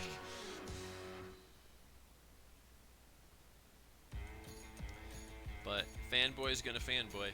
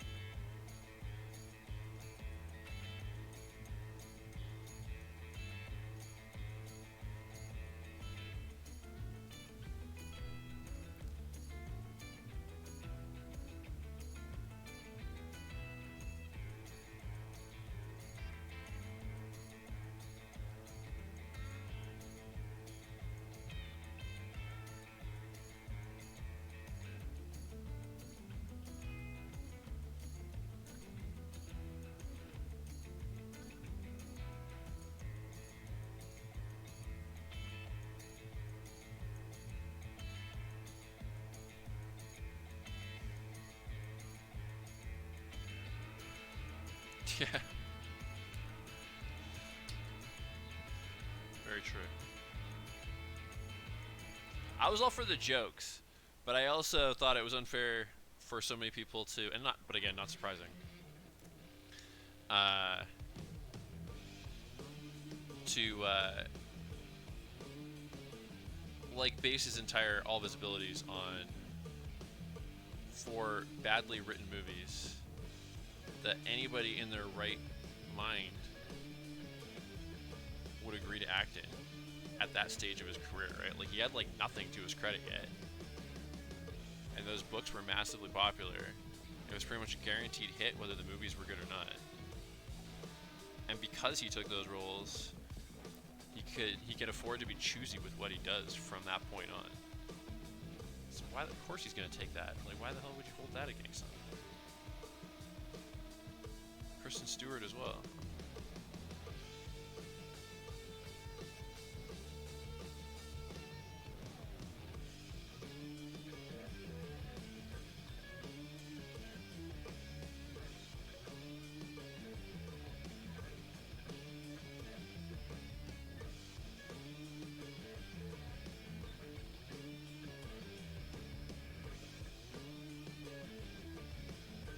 wouldn't have been my first choice, like, when they announced it, either.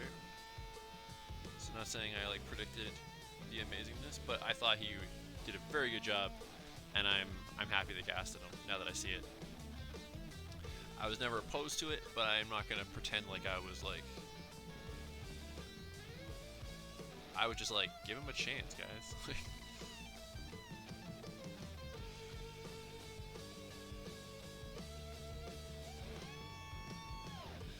But he's mostly done, like, indie stuff since Twilight, and a lot of people haven't seen that.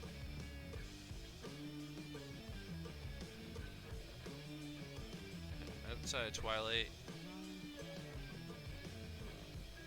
everything I've seen him in, he's been good in them. I'm trying to think what I've seen. He was in, what the hell was it called? The one on Netflix with, Tom Holland. He plays this, like, shitty preacher. Really strong performance in that. And Good Times, of course, has been on my list forever, but I still haven't watched it. Same thing with The Lighthouse.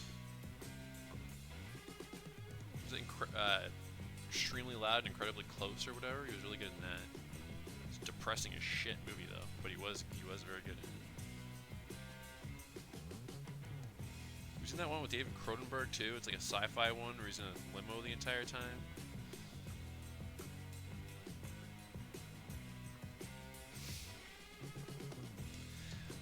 I liked Affleck as Batman. Here's my thing with his killing though. Is like, I feel like he didn't... Because like... Okay, if you're applying logic to it, people likely died, right? He's blowing up cars, he's flipping them and stuff like that. But we're not actually seeing anybody die. And it's not unheard of to survive car accidents and things like of that nature, right? So yeah, if you're going by logic, then for sure this seems like not the best way to go about it if you're hoping that people don't die. If we're going by real world logic. But I have an easier time believing that somebody survived that car getting flipped because he shot out the back wheels of it than I do that every cop survived that Batman drove over with the tumbler in Batman Begins. Because in that tumbler chase, he's literally just crushing cars underneath him. And some of them are occupied police cars. And like, it's a roll of the dice if you survive flipping a car. But it's, the survival rate between human flesh and tank, shockingly low.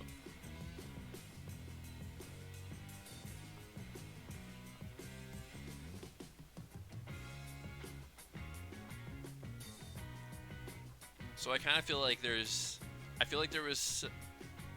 some intended suspension of disbelief in there. That maybe just isn't set up well enough to, or maybe the movie itself is so dour that it's hard for us to have that feeling that we would need to suspend disbelief. But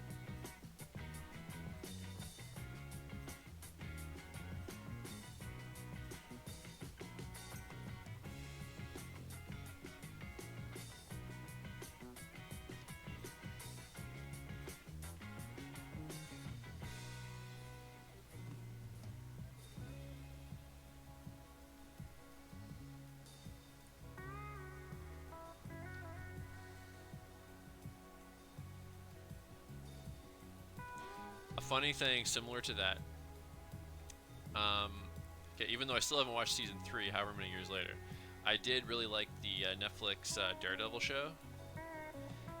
And in season 2, there's this really well done scene, really well written, really well acted. As I'm saying this, I almost feel like I told this story on here before as well. But between Daredevil and Punisher, where Daredevil's talking about why it's important not to kill criminals and why you should be locking them up instead. And they devote like an entire episode to this.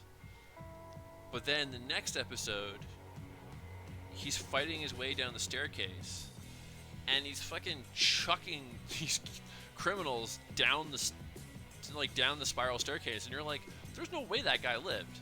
And if he did, he's probably gonna be a quadriplegic for the rest of his life. And so it's like, in the name of action and cool stunts, they're not like stopping and thinking about the logistics of the situation. And I kind of feel like that's where. So to me, Affleck didn't kill any more than Christian Bale did.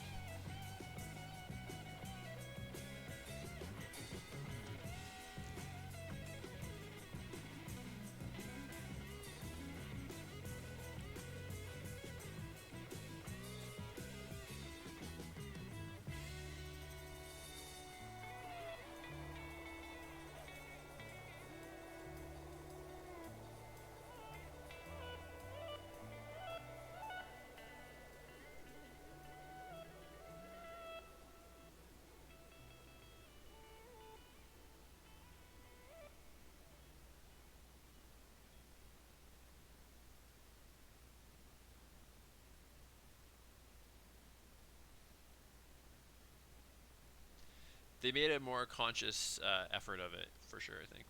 I mean, okay, the Christian Bale version was as well, in that they talked about it and how he insists that he doesn't kill. It's just that some of the action is sort of like, but I feel like you might have just killed a person there. But with the Batman, I think it's spoken of, and I think it's expressly shown as well. But he is going to mess you up. Like, you might have a limp for the rest of your life if you run afoul of Batman.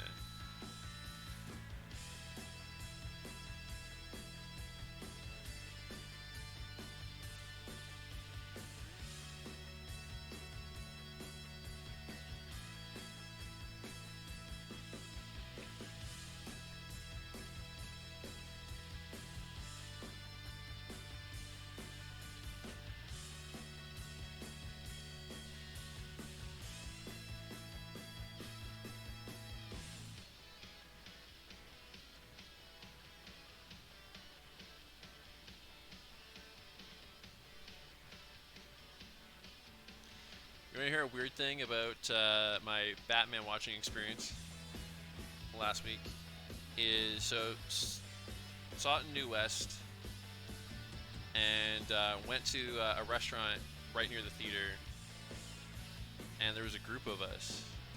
So right before the movie, we had dinner, and then when we're paying the bill, the server's like, so what are you guys up to tonight? And we're like, oh, we're gonna go see the new Batman movie.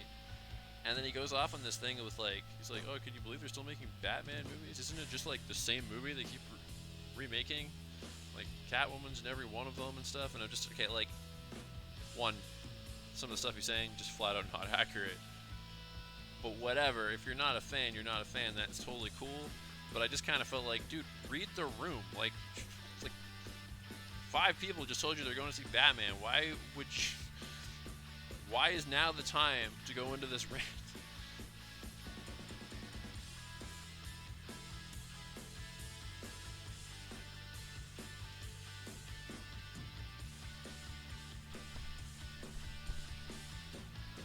I just thought that was weird.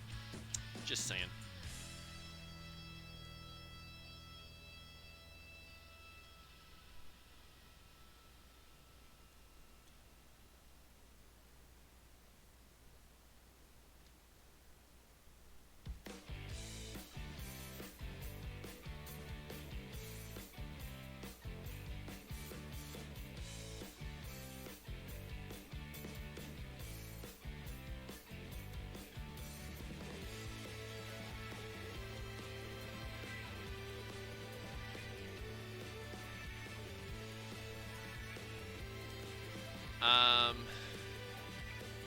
Well, I mean,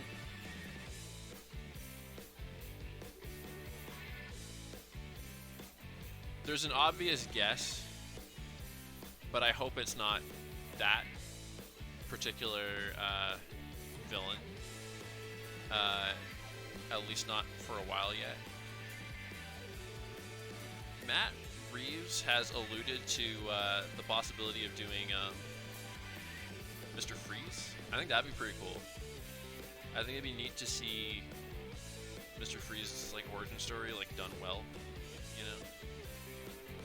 Not in that you have to. Here's the one challenge with it. I was thinking about if they do Freeze. I'm not saying they can't do it. I'm curious what direction they'll go with if they do this. Is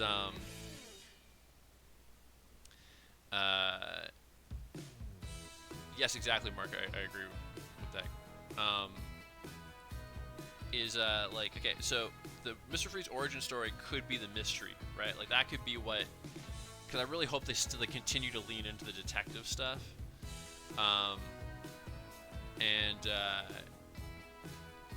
So his origin, figuring out where he came from,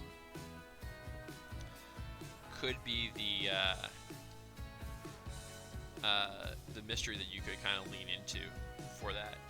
The only thing with it, where I am hung up, and I literally don't know what I want here, is I love that Heart of Ice storyline so much that I kind of don't want them to mess with that backstory. But at the same time, if it's going to be an effective mystery, I think I want to be left guessing as well. You know, I don't want to like know what the end game is the entire time you're trying to solve it. So that would mean you got to kind of mess around with it a little bit. But maybe you can find a happy medium. Maybe you can keep it kind of consistent, but add some twist to it that needs to be uncovered, so that we as fans can still be surprised. I don't know. How about you, Mark? What do you think?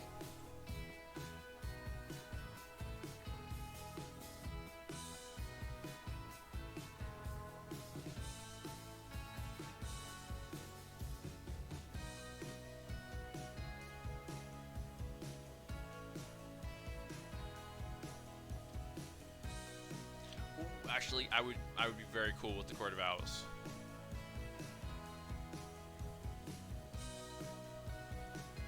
I feel like Court of Owls is one that I feel like that storyline could easily be coupled with another villain as well. So you could almost kind of have your cake and eat it too a little bit with your like classic Rogues Gallery villain mixed with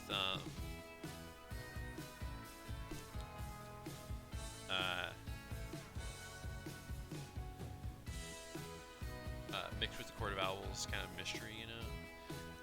And I say that because I feel like, even though it might not be canon to the comic, like you could have a classic villain be a member of the court, or be somebody that runs afoul of the court. You know, like maybe Batman's hunting somebody else, and then the other one gets killed or caught or something before he can get to him, and then that's what sets him down the path that leads him to the Court of Owls.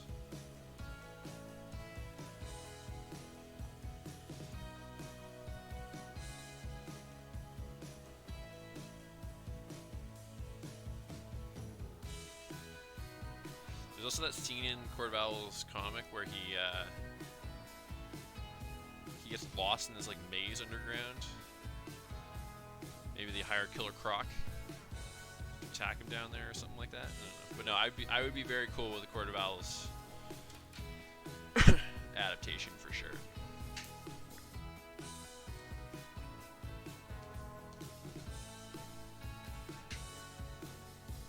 Actually, is the Court of Owls story in that arc in the comic that might already feature some classic rogues now that I think of it.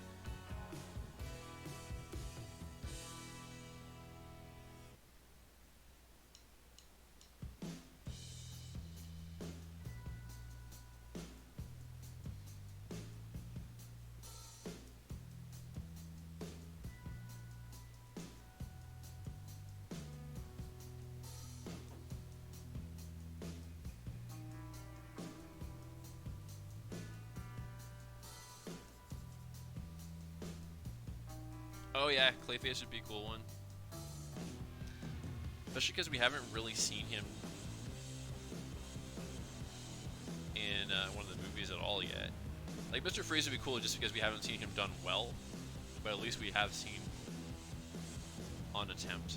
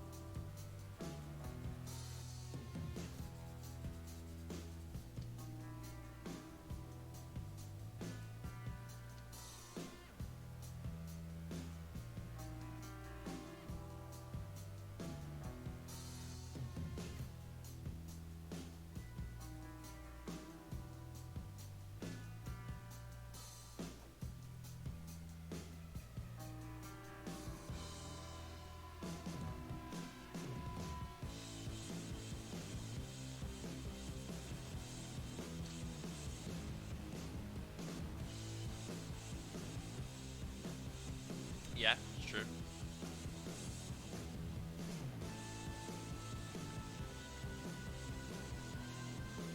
So if you did Clayface, Mark, would you want to see like full body shapeshifter animated series Clayface, or would you want to see more grounded? Has kind of like a weird skin condition that he can actually like physically scramble around. Because obviously, the full body shapeshifter would be taking us a lot out of the grounded area, but if Reeves has expressed interest in doing freeze, then I don't know if he's above going into some kind of sci-fi-ish type territory. More grounded.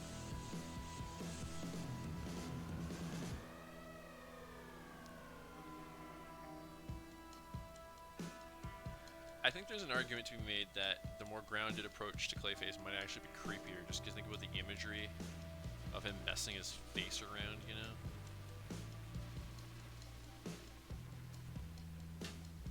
Or maybe, like, he uses that same stuff they had in the cartoon that kind of morphed him, but he mashes it into his face to mess him around. Because before he turns all monstrous, that's what he's doing in the cartoon, right? So if you have that, but maybe it has some, like, side effects. So as the movie progresses, his face can hold itself together less and less. And he starts looking like Phantom of the Opera or something. That could be pretty cool.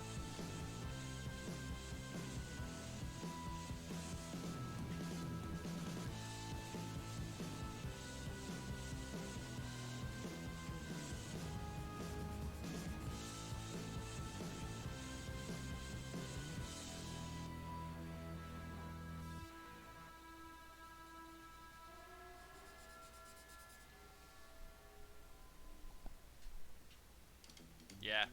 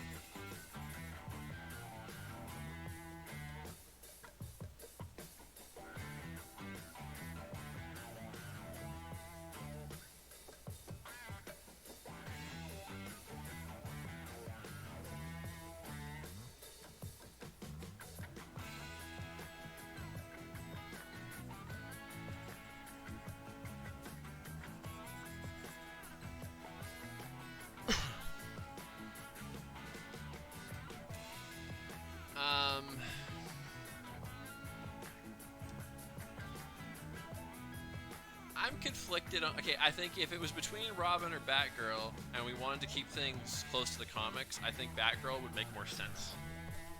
Um, just because of her age and everything, being a little bit.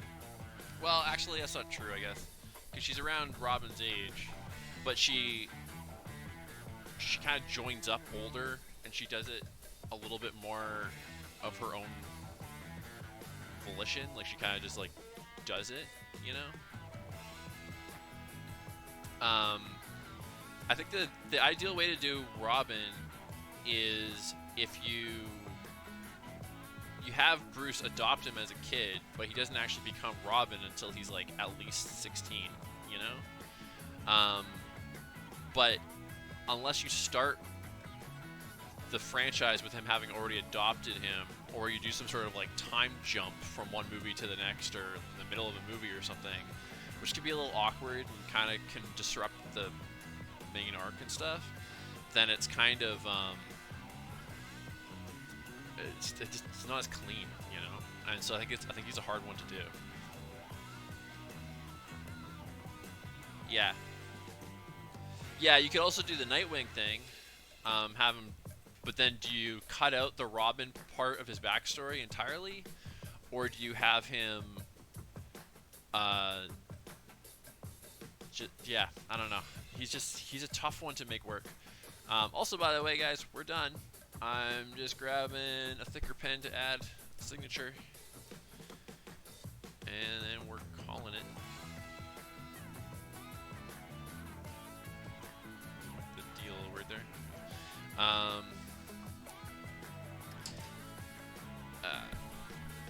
But yeah, I think that's the thing with, like I said, Batgirl's technically the same age, but Robin starts a lot younger. But Batgirl, at least you can have her start, and her age isn't as attached to her origin story, so you could age her up even more if you wanted to. But hey, Chantel came in right at the. Have you been around for a while, or did you come in right at the wire?